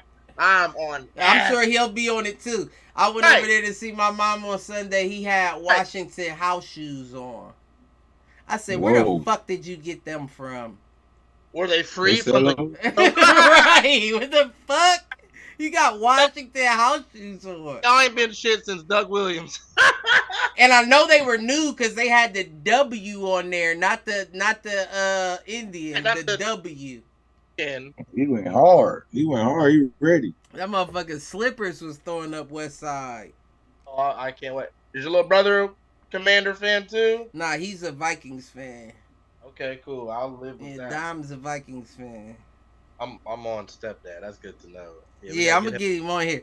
And he agreed with me too. He said from watching preseason, he said that y'all's rookie gonna take Garoppolo's spot. He said that before I even said anything about it. He said that rookie y'all got, he's gonna take Garoppolo's spot. What you think? You think Aiden O'Connell's gonna take Garoppolo? Well, now, hold on. It's hard if you haven't seen a lot. Nah. Yeah, I don't think so. I think if he does clip, I think it's off an injury. Yeah, that's what I was about to say. I don't think it's a taking of a spot. I think he inherits it somewhat, and Garoppolo just doesn't find his way back to it. Y'all hear that they named Sam Darnold as the backup? So I'm assuming Purdy got the nod. I don't know. I don't think they finally. Yeah, Purdy has to have the nod. Yeah, they said that'd be the only person I would give the nod to. Right, because Trey Lance is not. And I understand, like, thinking back, hindsight, why you would trade Garoppolo instead of Lance. Because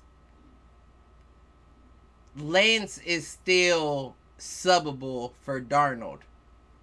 You know what I mean? If Darnold is fucking up, Trey, get in there. Right. Get in there. Don't think about it. Just do what you do. But just play ball. Right. But Garoppolo in that situation, that's why I'm so concerned, right? Because he's good enough that you have to start him, but he's another one like Lamar and them. Like, when's the last time he made it through a season, though? But he's got a better offensive line now, Cliff. I don't know about better, but he's got a comparable offensive line, probably. They 20. Raiders' offensive line is 20 in the league right now. But the division is not as tough, probably, as the division Garoppolo came from, too, right? Wait, Garoppolo came from the 49ers. And they got, what, the Seahawks? I would argue that he jumped into the toughest division in the league. Oh, y'all got the Kansas Chiefs. City, the Chargers, the Raiders, And the Broncos. You jumped into the hardest division in the league. I mean, but to his credit, though, he's a winner. He's a winner. I will say that. Garoppolo, if you look at him, like look at his stats, look at his wins, he's a winner. Yeah. But if you look at like his play, he's a short yardage quarterback on a team with a gang of speedsters. You got Devontae Adams, Jacoby Myers, and this new dude, Trey Tucker, is a speedster. How are you going to hit him if all you do is throw from 15 to 25 yards? Right, you got to give him time to show you that he can get that ball down the field. Like you said, the season ain't I've never seen it, though. He's been in the league for years. But he's back with, again, the familiar face. He hasn't had that familiar face since New England. You know what I mean? And maybe that system, like you say about systems, maybe that system wasn't... So you think that all... I won't say all, because it's really just the Patriots and the 49ers, and he didn't get, but I think 1-2 games with the Patriots, I believe. He played one, I know for sure. But... Cliff, who's the two people they're saying are the best wide receivers in the league? Debate. Who's the debate between what two? I would say Tyreek and Devontae. Well, that was Tyreek and Devontae. Now I wouldn't say that. Now I would say Justin Jefferson and Tyreek. I would agree, but the whole point is, technically, your first thought, the Devontae part's the part I was trying to hear. You know what I mean? You got him the best wide receiver, or again, well, one of the best wide receivers in the league, arguably, at least one of the best, right? A familiar face.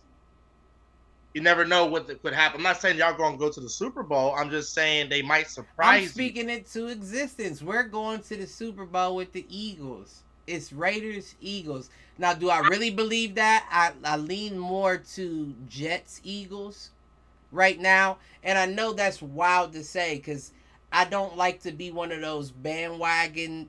And I'm not saying bandwagon like I'm hopping on it. Just like bandwagon from the sense that I've been hypnotized by the publicity. But whether I would see Hard Knocks or not, I would find it very hard to believe the Jets aren't deep in the playoffs. Deep in the playoffs. They amazed me last year with no offense. None. No offense. None whatsoever. And don't get me wrong, it was enough offense for Garrett Wilson to get Offensive Rookie Player of the Year. Right. But you had nobody throwing you the ball. And then your quarterback was being rotated so much. And now to think that you got your rookie running back who could have made a run for Offensive Player of the Year in Breece Hall. Now you got a Dalvin Cook as well. You got an Aaron Rodgers. And you still have a top 2 to 3 defense in the league. It makes it very hard for me to say they don't do something. I mean, again, it looks good on paper. All right, let me bring something back. I'll never forget that one year. I think it was 2012. Philadelphia had one of the most stacked teams I've ever seen. I mean, it was just You talking about amazing. with Donovan McNabb and all them? Hell, I mean, no, I think it was Mike. I think it was Mike Vick. It was Nomni Asamoah, Dominique Rogers. Oh, Mark. okay. I mean, we had on paper. I mean, it was a damn good fucking team. They talked about Super Bowl out the gates. I mean, it was just crazy. We went 6-10 that year. Now we didn't have Aaron Rodgers. I'm not saying, but at the same time, we had an explosive quarterback at that time. We had somebody that was, looking good. Wasn't no Aaron Rodgers though. But just saying, as a collective, we had a squad, 6-10. Look at the Patriots. What that year they won 16-0. But I think I know. Listen, I think that the emphasis is when you say I know it's not Aaron Rodgers though. Aaron Rodgers is a coach on the field. You feel what I'm saying? Mike Vick never had that. Mike Vick relied on his athleticism and his arm strength. You mean Mike Vick and Andy Reid, Cliff? I'm confused. Andy Reid's one of the greatest coaches of all time. Right, but Andy Reid can't go out there and make those calls, reads, and adjustments for you. Andy Reid can't pass that ball for you. Andy Reid can't do that. Now, you think about Aaron Rodgers and every coach that he's had. Who would you trust more in that situation on that field to make that call other than Aaron Rodgers? The coaches, Cliff, that's Brett Favre. That's where it's just Aaron Rodgers is no different than Joe Montana and Steve Young, Cliff. It's No, I give you that. Learn from the coach. It's nothing to do with the coach. Got that from Brett Favre. You know what I mean? It's no different than like Michael Jordan and Kobe. You got that from Michael. You know what I mean? You learn from him. Now you're implementing your quiz. Didn't need no coach because you learned from somebody else that did it before you. You studied under him for what, 6 years or how long was it? But I mean, what I'm saying is that's more to my point is having that in your back pocket gives you a card. It gives you a trust card. Being from that Belichick tree or that Andy Reid coaching tree, it automatically gives you a card that you can use. You feel what I'm saying? Vic never had that card. He was relying on his athleticism and his arm strength. He wasn't the guy fitting it in the window like Dan Marino. He was the guy throwing deep balls and the guy taking off and giving you a 40-yard run. I mean, he was slinging that ball in Philly, Cliff. I mean, you gotta go back and watch the highlights, bro. He was hitting slants. He was hitting. If you're gonna be a quarterback in the NFL, you're gonna be able to throw a slant and a screen and all that. But what I'm saying is, as far as what you progressed in, as far as what your forte was, right, that was your forte. When you look at an Aaron Rodgers, there's no forte. On the other hand, though, Cliff, once again, this man hasn't made it. Was it to the Super Bowl since 2011? Hasn't won a Super Bowl since 2011? But there's a lot of factors. There's a lot of factors into that. Doesn't matter. To your point, he's in his own lane, right? He's Aaron Rodgers, right? That's what they say. Right. You're Aaron Rodgers, right? You're in your own lane. You're nobody else. You don't need the coach. You don't need anybody. To your point, that's what you all say, right? You all say he can call his own plays. Right. He just, right? All right, bro. So you got to get it done. You got to show up. Right. You know what I mean? And it's easy to say that when you have all of that available to you. But mind you, that year, the last year that Brady played in the league, he ended the league with 42 touchdowns. Tom Brady, 42 touchdowns, 12 interceptions. With all those weapons that he had in Tampa Bay, Aaron Rodgers ended it with 38 touchdowns, 4 interceptions. And that's with an Alan Lazard and all those motherfuckers that didn't mean shit. So what I'm getting at is when you put people in situations, there are certain things that play factors that we can't account for. Now, one thing I can say, and I asked you off air, is this not his most complete team he's ever played for? Yeah, it's his most complete. So if he fails this year, the motherfuckers can be as critical as they ever wanted to be on Aaron Rodgers. But you can't before because he didn't have that. And he was still being proficient at what he was doing. Oh, I don't know if I could say that now because Aaron Rodgers had that one running back a couple of years ago. The Packers had as one of the best in the league. Um, Was he was one of the best in the league. I don't know. So they had him. I can damn near see the back of the jersey, and I can't. Aaron Rodgers got to play with the Greg Jordan Jennings and a couple of them. I don't know about the Donald. Right, Driver. but it's different than. So you look at a Brady team. You look at the makeup of that. Right. Like just think of that team when he won the Super Bowl. He had Mike Evans. He had Antonio Brown. He had Gronkowski. He had what's the young boy that was doing this shit? I can't think who. Yeah. Scotty Miller, Chris Godwin. He did have Miller. Godwin he wasn't really around like that, but he's still during the season. When you stack the availability like that on your receivers, what you're doing is you're giving your quarterback mad options. I got hella options. Even if somebody get hurt, I got options. But to just have a running back and one wide receiver, well, that the linebacker keys in spy on my running back, and I got a safety over top of this corner that's on Devontae Adams or Lazard that's going to follow him all the way down the field. Now I have to find who else I'm going to hit in that play. But when you got all them players stacked on your field at one time, everybody has to be worried. You know what the difference is between that Brady situation and Rodgers situation you brought up, though? What? Brady got to handpick and ensure that his offensive line was going to be tough enough and good enough to protect him and help him win the game. Aaron Rodgers has a terrible offensive line. He always has. That's going to be the death of him. That's why he was scrambling at the age of 39 out there getting rushing yards that he didn't want to have to get. And that's going to be his downfall because, as you know, if you don't have your guys block, your decision-making that you're used to doing has to change. Your calculations have to change. Your passes have to be quicker. You may not be ready to throw that ball. You may have got, you know what I mean? There's a lot of, you don't get to play as comfortable as you would like. That's another reason why Salah got him all starting next week against the Giants.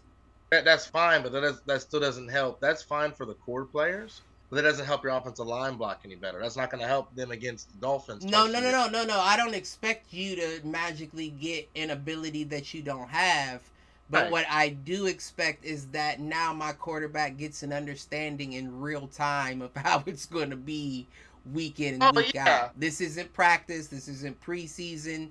This isn't a scrimmage. I know it's preseason, but it's not considered that, in that game. So this is your first real-time example of what you're going to have to be, the speed you're going to have to get that ball out, or the way you're going to have to step out of that pocket when shit gets heavy. He needs that. But I don't know.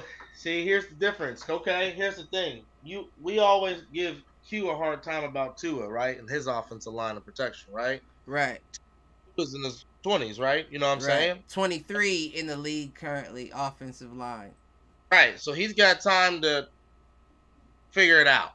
Aaron Rodgers, like you said, that window's getting shorter and shorter. Father Time's kicking in. So if offensive line ain't holding up its end of the bargain and you taking these hits and maybe end up getting hurt, God forbid, or end up making bad plays because you don't feel like, it's detrimental. That's where Tom Brady got. You heard Randall Cobb. He said it at the very beginning of episode 3. He said he does not like making mistakes. He does not like throwing interceptions. If you are not where you're supposed to be on your route, you will not get the ball thrown to you. Right. Both Brady and Peyton Manning, when they won their final championships, they were able to stand tall. Great offensive, right in the pocket. Great offensive lines, man. That's a good point. So here's where your boy Rodgers fucked up, Cliff, going to New York. You got the main appetizers, so to speak. Right. Sometimes there's a certain side You ain't got the hardiness. You ain't got the potatoes. Where's the potatoes with my steak? Right. You know what I mean? What you mean? It's just steak. Right. I need something to fill me. Sour Fill me cream? up. You know what I mean? You know Love what I mean? Sour cream, but you know. I mean, you know what I'm saying though? Like where's the complete meal? Why didn't Roger? No, I'm not gonna put that. I ain't gonna lie. Y'all making good points. Good points. Nah, they got Dalvin Cook. They But good. Rodgers, he's used to it though. But you know you don't have him for that long. So what if you're not just like same thing with Brady. They knew they weren't gonna have him for that long, so they made sure he was protected. But wait, let me drop my trump card. Maybe it was a situation like Joe Burrow's, because a guy like Aaron Rodgers has an idea of who he's going to, and he has an idea of who they're willing to get. And maybe it was a situation like Joe where he was like, pass on Panay. I don't need offensive line. Give me my guy, and I'll make something happen. Let me go back to the situation I made about the Tua comparison. These guys are all in their 20s, Cliff. These guys are going to be playing most likely for another 10, 12 years or so. But it doesn't matter for an organization to make that. It seems very odd to me that you would pick up a Rodgers and Rodgers would come and all these variables would fall into place and your offensive line is what your offensive line is. I feel like he already knew what it was and was like, nah, I'm not concerned with that. Target me up. Knew what it was, Cliff. Why he telling him in practice, we're playing terrible. This is, he's on asses. If he knew what it was, right? Because I'm sure people can play harder. You can do better. But if he knows what it is, if he knew what it was, he's gonna be like, well, I mean, this is. Because regardless of if I have the fucking Tennessee Titans or the Bad News Bears, if I know your potential and I don't see you working to it, of course I'm going to call it out. And you know me, I'm probably going to call it out aggressively. Get your shit right. And he does. You're not being you. So that's all that is. That's not saying that he didn't already know. You knew what bed you was lying in. You knew what sheet you was crawling into when you went over to the New York Jets. You already agreed to the fact of that's the bed you were laying in. Okay. To play devil's advocate, I think he knew that it wasn't the most ideal, but I don't think he knew it was this bad. Does that make sense? That could be. Yeah, I'm not willing to. Yeah, that could be. It's like, okay, it's you know what I mean. It might be like going on a date or looking at something like, or someone that you order. We've all ordered some food. You try to say the Jets had filters? They have filters on. He got there and was like, a catfish theme from the offensive line perspective. You know what I mean? Everything else, great. You know what I mean? Like you said, the pieces are there. They're there. The pieces are there. But the offensive line, that definitely worries me. With him being older, because like I said, Cliff can't afford to take them hits like that. Take a lot of hits. You know what I mean? I don't think he will. We don't think he will, but we also don't know because, like I said, we gotta see if that line can. I mean, don't get me wrong. He's willing. That's the scary part about Aaron is he's willing to take those hits. He will stand in the pocket until he feels like that window's open. And that does get scary because we saw it in Green Bay. We saw it in Green Bay last year. He had the second picture of his helmet halfway off with his chin strap over his face. The second one of his career. He came from the NFC, which, like we all said, has not been as tough as the AFC, I feel like, in the recent years. So you came from a weaker conference. Yes, you are Rodgers, as they say. Now you're going to a harder conference, bro. You know what I mean? The teams you're going to play are going to be way better than the fucking NFC. You are correct. And you got to think, and just off of, I'll go as far as to say, well, not necessarily last year, but the Raiders have historically been bottom of the AFC, and what you always see from the Raiders is them stocking up on their defensive line. Their defensive line is always their focus, and if you have a bottom of the AFC team doing that, what do you think the top of the AFC is doing? Right. Way tougher competition. And then you're, like I said, you're older now. Your And team I'm looks. sorry, I meant of our division, the AFC West. I didn't mean of the entire AFC, Oh, okay. but you know what I meant. Right. You're in tough territory. And again, you're still Aaron fucking Rodgers, but you got to get it done Y'all in right. fucking Rodgers in tougher territory now. Y'all right. It's also a not so great offensive line, which yes, you're used to, but damn, I mean, it's like you think you would make sure you at least get the one thing you for sure haven't had, such as that. Like I know you end up getting the other stuff, but it's like I also need this. You know what I mean? Like, Well, let's excuse me. Well, let's roll into maybe something else that'll help okay, Aaron Rodgers in this situation. I tried to make it a nice smooth transition, but I fucked it up like the name calling I do to you every week. I've been fucking up recently. But Jets, number one defensive core in the NFL.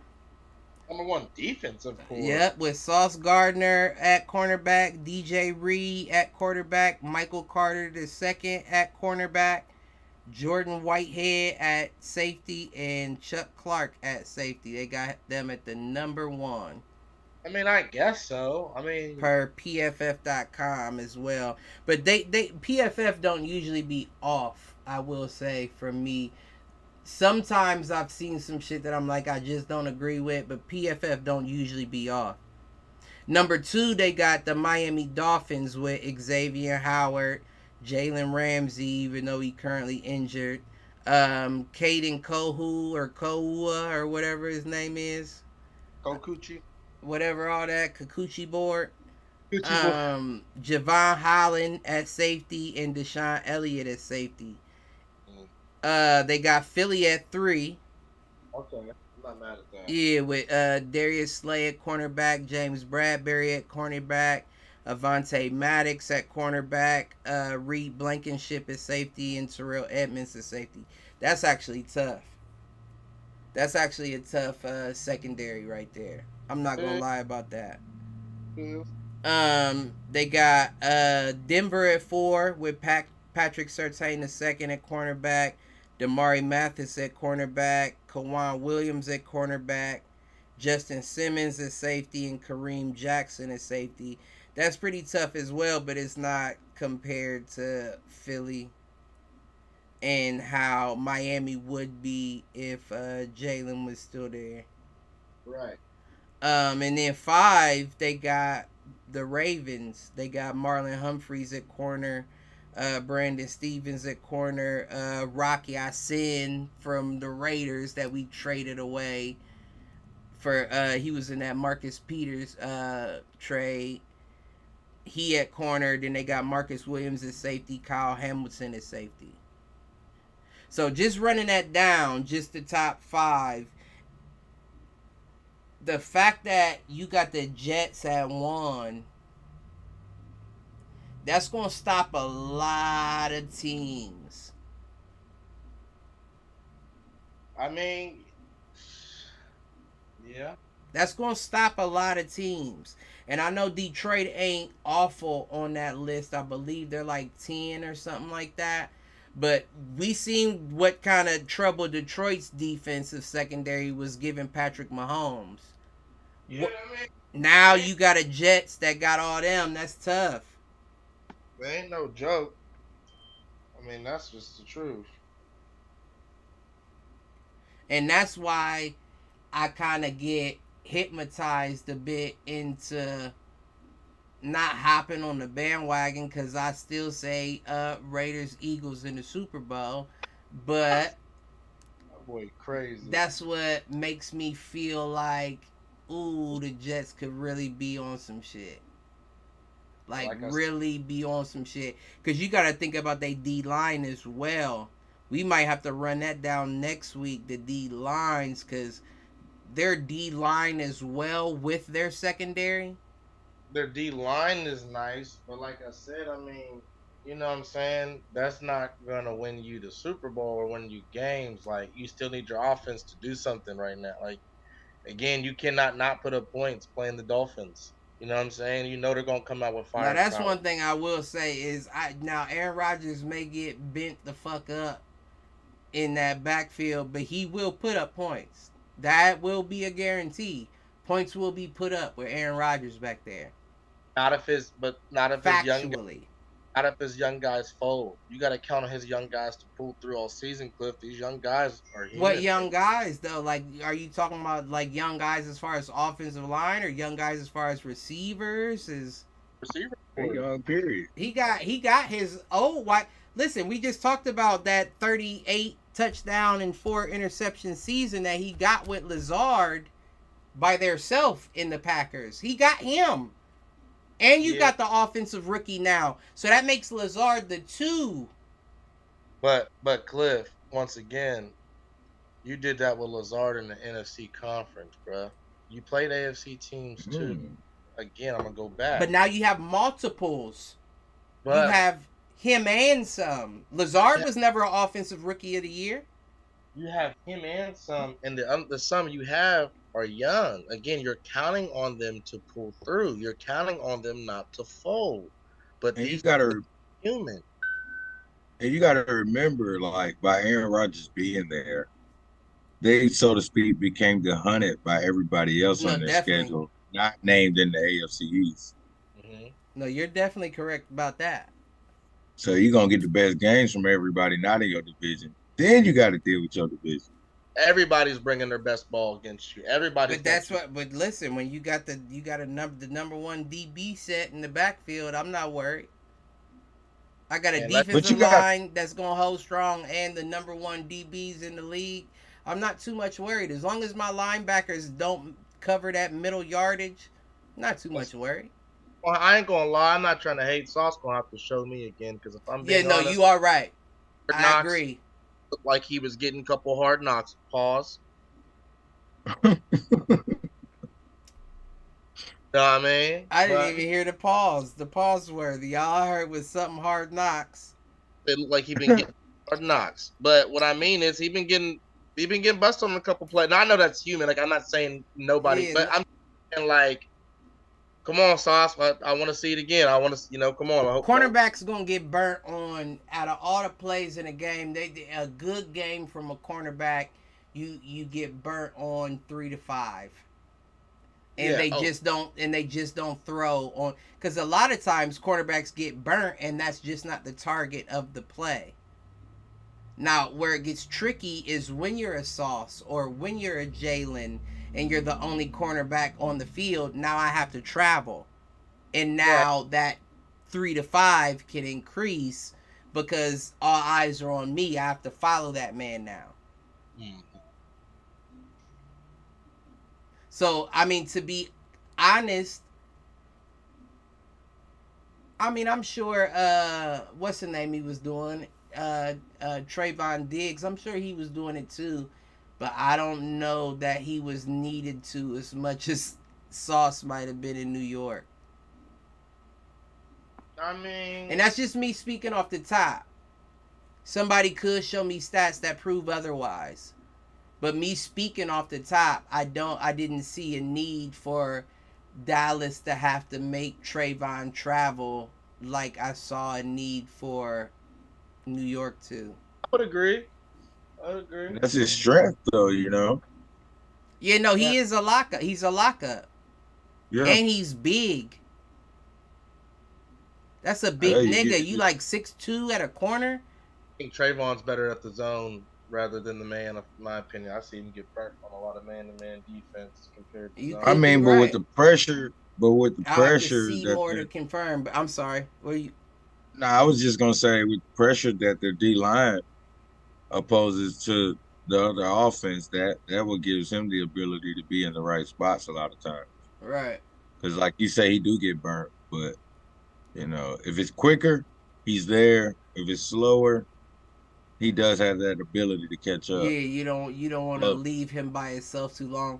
But no cornerback wants to be left by themselves too long. Once that route finishes, that's when my spider senses start kicking in. Like, oh shit, what next? Is he gonna fade on me? Is he gonna cut across the field? Like now, my feet start getting hot. Like Darren Bates say, now I'm bouncing my feet. Like, okay, what next? That's when I'm in trouble. So no corner wants to be just left on that island by themselves like that. No, but I mean that's what makes you, the best of the best. No, you are correct. You know what I mean? That's just a lot to ask of a Really, young cornerback, I would say. Average team only really has one decent to good cornerback. Really, if you have two really good cornerbacks. This is actually, I would argue, the first time that we've ever seen this. What? Rookie cornerbacks coming in being locked down like top cornerbacks in a league like that. Like, even with Revis, he wasn't his rookie year. Well, I mean, even as a duo, I just don't recall a duo in recent time. Well, what duo? What duo? No, that's what I'm saying. You're talking about I'm just saying in general. I'm just saying how Trayvon Diggs did it the year prior, then Sauce came out and did it the year after. Wait, so the conversation is on Sauce and Sauce only, or Sauce and another teammate? You're saying? No, just in general. I haven't seen rookie cornerbacks like being the top of the league. Their rookie, I haven't seen that really other than this year, than recently. Yeah. I don't remember Revis being the top cornerback in the league his rookie year. I'll have to look. And again, I may be wrong, but I don't remember that. I remember him developing into Revis Island. Right. But I don't remember him coming out the gates being like, look at Darrelle Revis. Yeah, I'm about to look it up. So he came in the league in 2007. He played 16 games. He had 3 interceptions for 20 yards, 0 touchdowns, 19 for the longest. I don't know what PD stands for. Oh, passes deflected. He has 17 passes deflected, 1 fumble recovery, 88 Those combined. aren't bad stats, but would that be number 1 of that year is the question. Because those aren't bad stats at all. About to look for 2007. Yeah, that would be my next question. But other than won that year. You said who? Patrick Willis, but that's, you know what I mean, that's... And what was Revis at on that list? See, that's what I'm trying to find. Because that's also more physical ball as well. Right, like you can't... But that might benefit the DB more, too.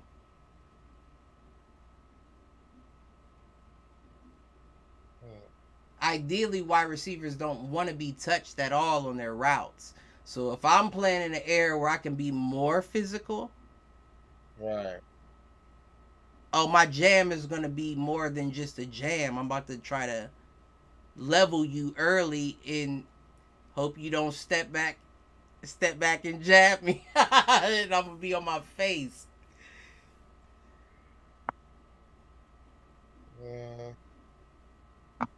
Yeah, I can't find... I was looking to see if I could find a list, like I said real quick, on where he fell at that year. Obviously, I see he made the All-Pro team and shit, you know. Right. Let's see.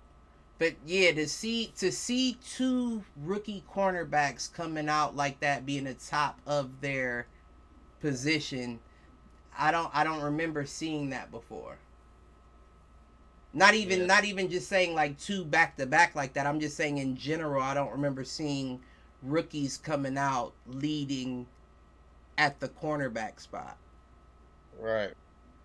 That's impressive, especially when you think about how much the wide receivers have improved and how much the rules have changed to where you can't bump, you can't, you know what I'm saying? You can't even show a slight jersey tug. Back in the day, you could pull a jersey as long as you're not impeding their, you know what I'm saying? Like if I'm not pulling them back, I can hold their jersey just to keep up for a minute. Like, just me touching it, that's not an interference call. Now it's interference. Right. Yeah. So they said Tariq Woolen, Patrick Surtain the second.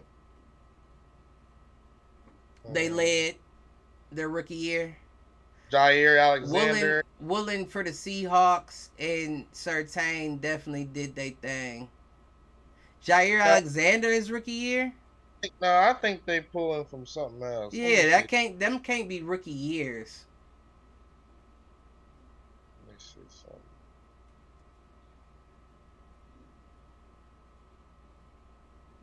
Jair Alexander just started like being like a top name as a cornerback, and he's been in the league.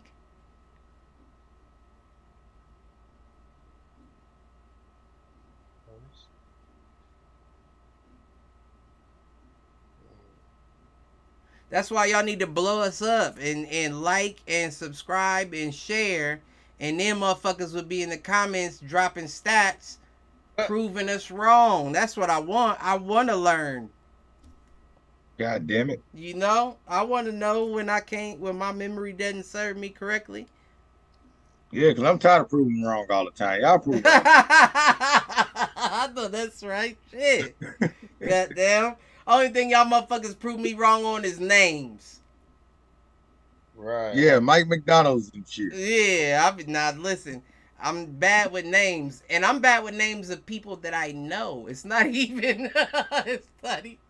I will call a motherfucker to their face a wrong name, and act like I know what I'm talking about. They said Charles Woodson in 1998. I was about to say Charles. Charles came out the gates hot. Derwin James in 2018. For the Chargers? Yeah, he was hot. But he was the top cornerback as a rookie. I wouldn't doubt it. Mm-hmm. I wouldn't doubt it. He's pretty damn good. He was, but he had 105 tackles, 3.5 sacks, 3 interceptions. Ooh, shit. Yeah, dog. Yeah. That's why I said I wouldn't doubt it. Ooh, shit. Right. You hear me? I'm just looking through this. Marshawn Lattimore, 2017. I was about to ask about Lattimore. I was going to ask. So that's back-to-back then. Marcus Peters, 2015. He was a safety, though. Yeah. I'm talking cornerbacks. Oh, okay.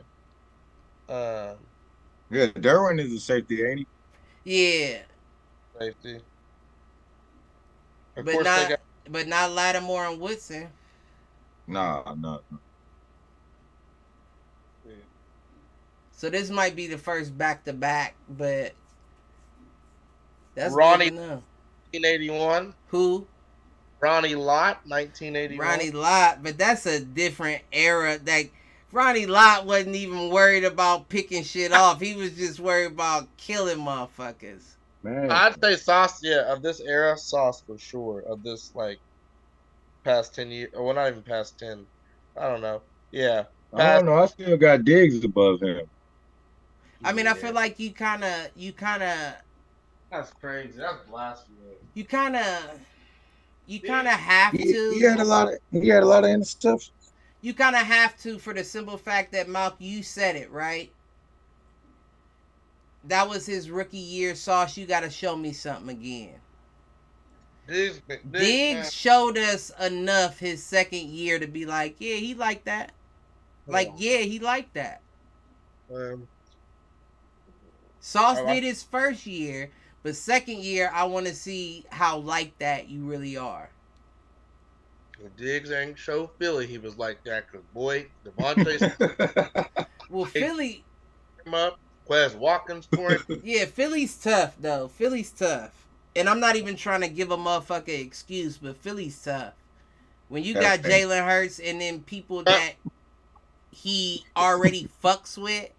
Like, I got Devontae Smith and I got AJ Brown and all. Like, I got motherfuckers I fuck with. Motherfuckers I've been holding fists up in a huddle with long before the NFL. I don't give a fuck. You getting That's paid on different. That's different though. that. You getting paid all that money by Jerry Jones. Mm-hmm. Like, hey, Cliff, what you always say? I don't care how good of friends we are. What you always say? Once I get on the field. Once we get on the field. Listen, that's good. how it is with everything. I didn't have that conversation with my brother. These gloves come on and this headgear. Listen, we don't know each other right now. Hey, It's just a fight, and it's nothing personal, but it's just a fight.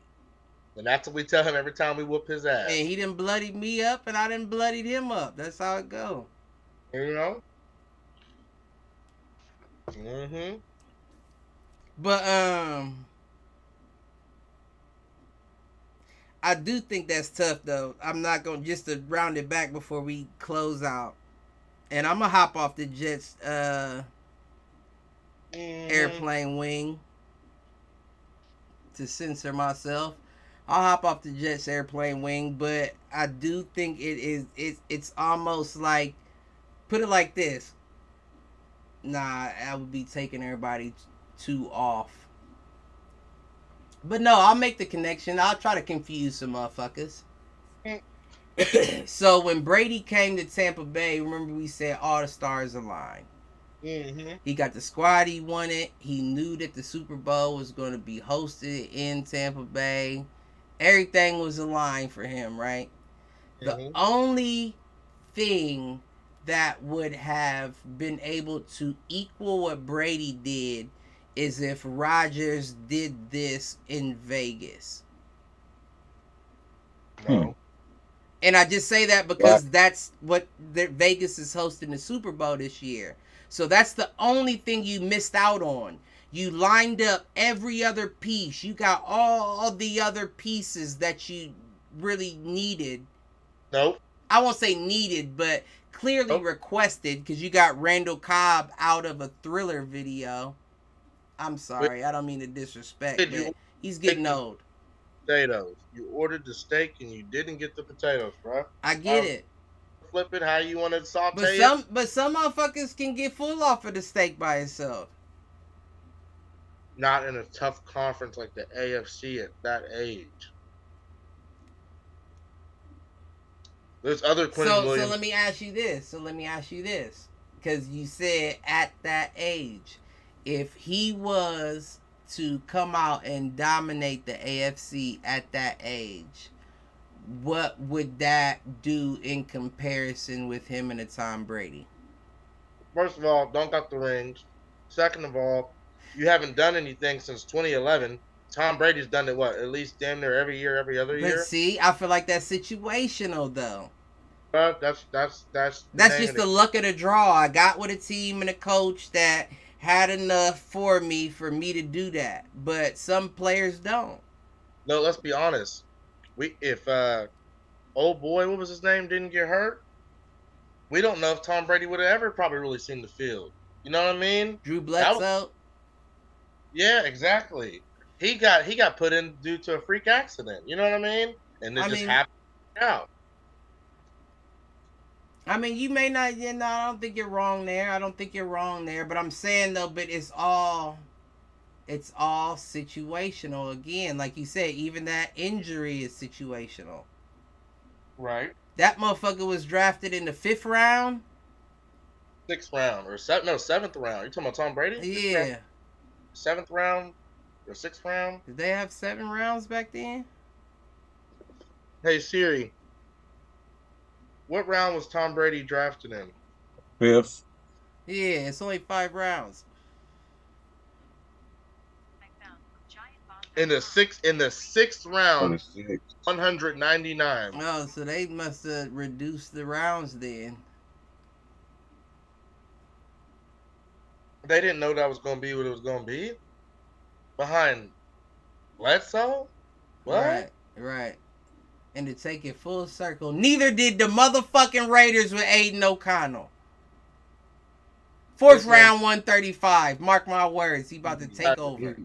Aiden O'Connell to Aaron Rodgers and Tom Brady in the same sentences, damn near. Same topic and conversation. Give my nigga time to cook. That's crazy. Give my nigga time to cook. Why Nah, we I going? ain't saying no Aaron Rodgers, Tom Brady. I'm just saying you might have got a steal in the area of the draft. Aaron Rodgers went high though. He went high out of Cal. But He didn't go low like Tom Brady went low. Flow rider low. You hear what I'm saying? actually, Cliff, Aaron Rodgers. I mean, yeah, he was the backup, but he did have Mike Holmgren. People forget about Mike Holmgren. He was one of the great coaches too. Yeah, no, he wasn't bad. He had him before McCarthy's bitch ass got there. I want to say. That's who started fucking shit up. That's when Green Bay went down south. McCarthy. Now they did win that year with him, but the 2010. But Mike Holmgren really used to steer it. You know what I'm saying? That's who really had the shit popping in Green Bay. I don't know. I think they should have had Brett Favre on a leash. You know what I mean? Brett Favre was wild. That motherfucker in the game with negative 25 rushing yards because that nigga running backwards and get sacked. I had to say, fuck Brett Favre. I like Brett Favre. Like, instincts-wise, I'm not going to lie. I always say it. He was my favorite. Instincts-wise, he was my favorite quarterback. He did make big mistakes. He made big mistakes, but it was because when you operate off instincts, they don't always serve you correctly in all times. Probably one of the most unpredictable quarterbacks Exactly. we've ever seen. Maybe that's why I don't know. But who he got hitting him? Man, I had mine. I did too, and my mind is blanked in a motherfucker. I'm gonna say Dylan Brooks bitch ass. Did you no, I seen it on Instagram. So they asked Team Canada. Y'all got the same hair and complexion. That nigga wish. And nigga, beard.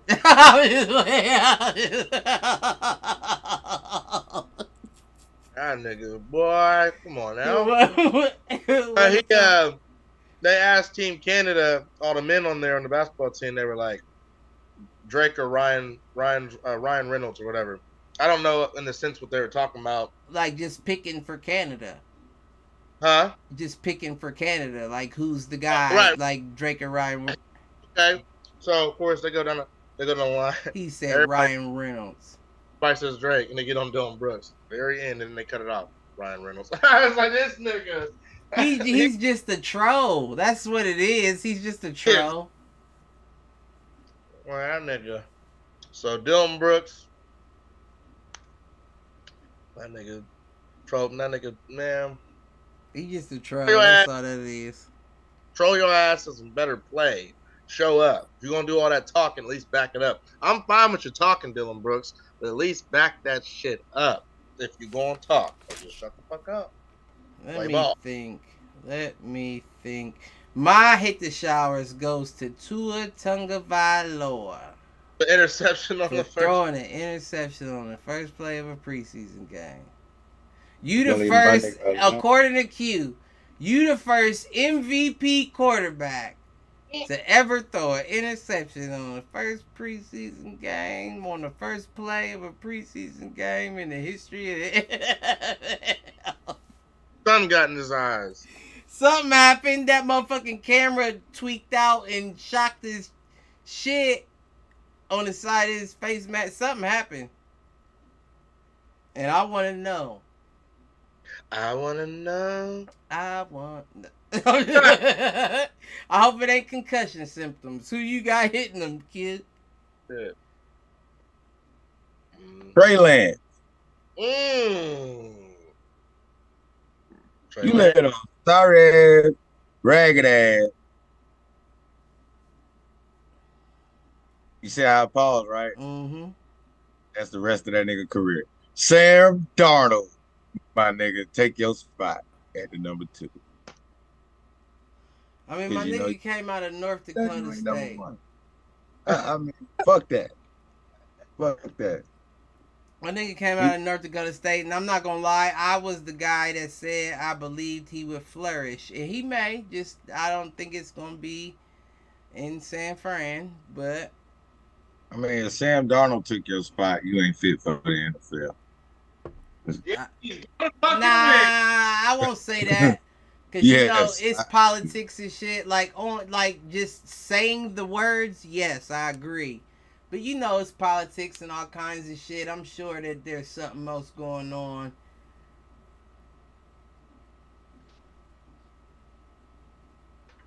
sound like some Raiders Yeah, shit. I don't know. Hit the showers. I don't know. But I'm just saying though, like I don't think that Trey Lance is less than Sam Darnold. I just think in this specific situation, you lost your spot. I mean, he looked like a waste of a draft pick. He definitely looks like a waste of a draft pick. That's a fact. That's a fact. Now, I'm not willing to argue that whatsoever. That's a fact. But that was a top pick. I just don't know if that might just not be the best place for him. But I do think he got talent. He just may not. Me, honestly, I haven't seen enough still to even say what that man's talent is. To be honest with you. You know what? It seems to be that way. I'm not gonna lie. It does seem to be that way. Whether it's injury or him getting pulled, you are I think that's a very fair statement to make. When I think of every other quarterback we talk about, Mac and you come Jones, to Trey Lance, yep. Yeah, even bringing up Mike, even bringing up Mike White, or Zach Wilson. Y'all all came out the same, and you the only one that ain't done something, and you had a starting spot. Off top. Yeah, man. Hit the showers, motherfucker. I get Sam it. Darnold took your shit. I get it. Your only chance. Damn. Well, Trey Lance joined Tua Tagovailoa's QB room, and both y'all hit the showers. You better go learn. Hey, he better go learn under Geno. Who, Tua? No, hell no. What the fuck? God damn. I'm clowning. Nah, but that would. I don't think that would be a bad. I don't think that would be a bad. That's not a bad toss out there. Because, like I said, you can learn from a motherfucker's mistakes too. And right now, Geno is in the reincarnation of his career. Man, that was a one-hit wonder. That's the resurrection. No, I don't think it was a one-hit wonder whatsoever. I think Geno always had it in him. It was just situations. Watch. He was with New York, who we know. He's not reckless no more. You got to be reckless in New York. He was reckless in New York. He ain't reckless no more. Okay. Go Geno. He knows how to manage. Go Geno. Trey Lance. Demand a trade now because they going to get rid of you anyway. Talking about showerheads. Like, subscribe, share, tell a friend to tell a friend, tell an enemy, tell that nigga to troll. We gonna have to figure out this hit the showers fantasy football situation. Oh yeah, we're gonna have to get that sorted out. So I'm gonna send some text messages probably tomorrow to figure out the production of it. Yeah, but y'all don't need to be around for the boring shit. We'll catch y'all Wednesday for episode 200. 200, and it's still fucking Raiders, and they ain't making no Super Bowl. So what the fuck he talking about? Raiders, Eagles, Super Bowl 23. Even though it'll be 24 at that time, I'm speaking it into existence. That's only in every blue moon, and last time I checked this, what? Man, shut the fuck up.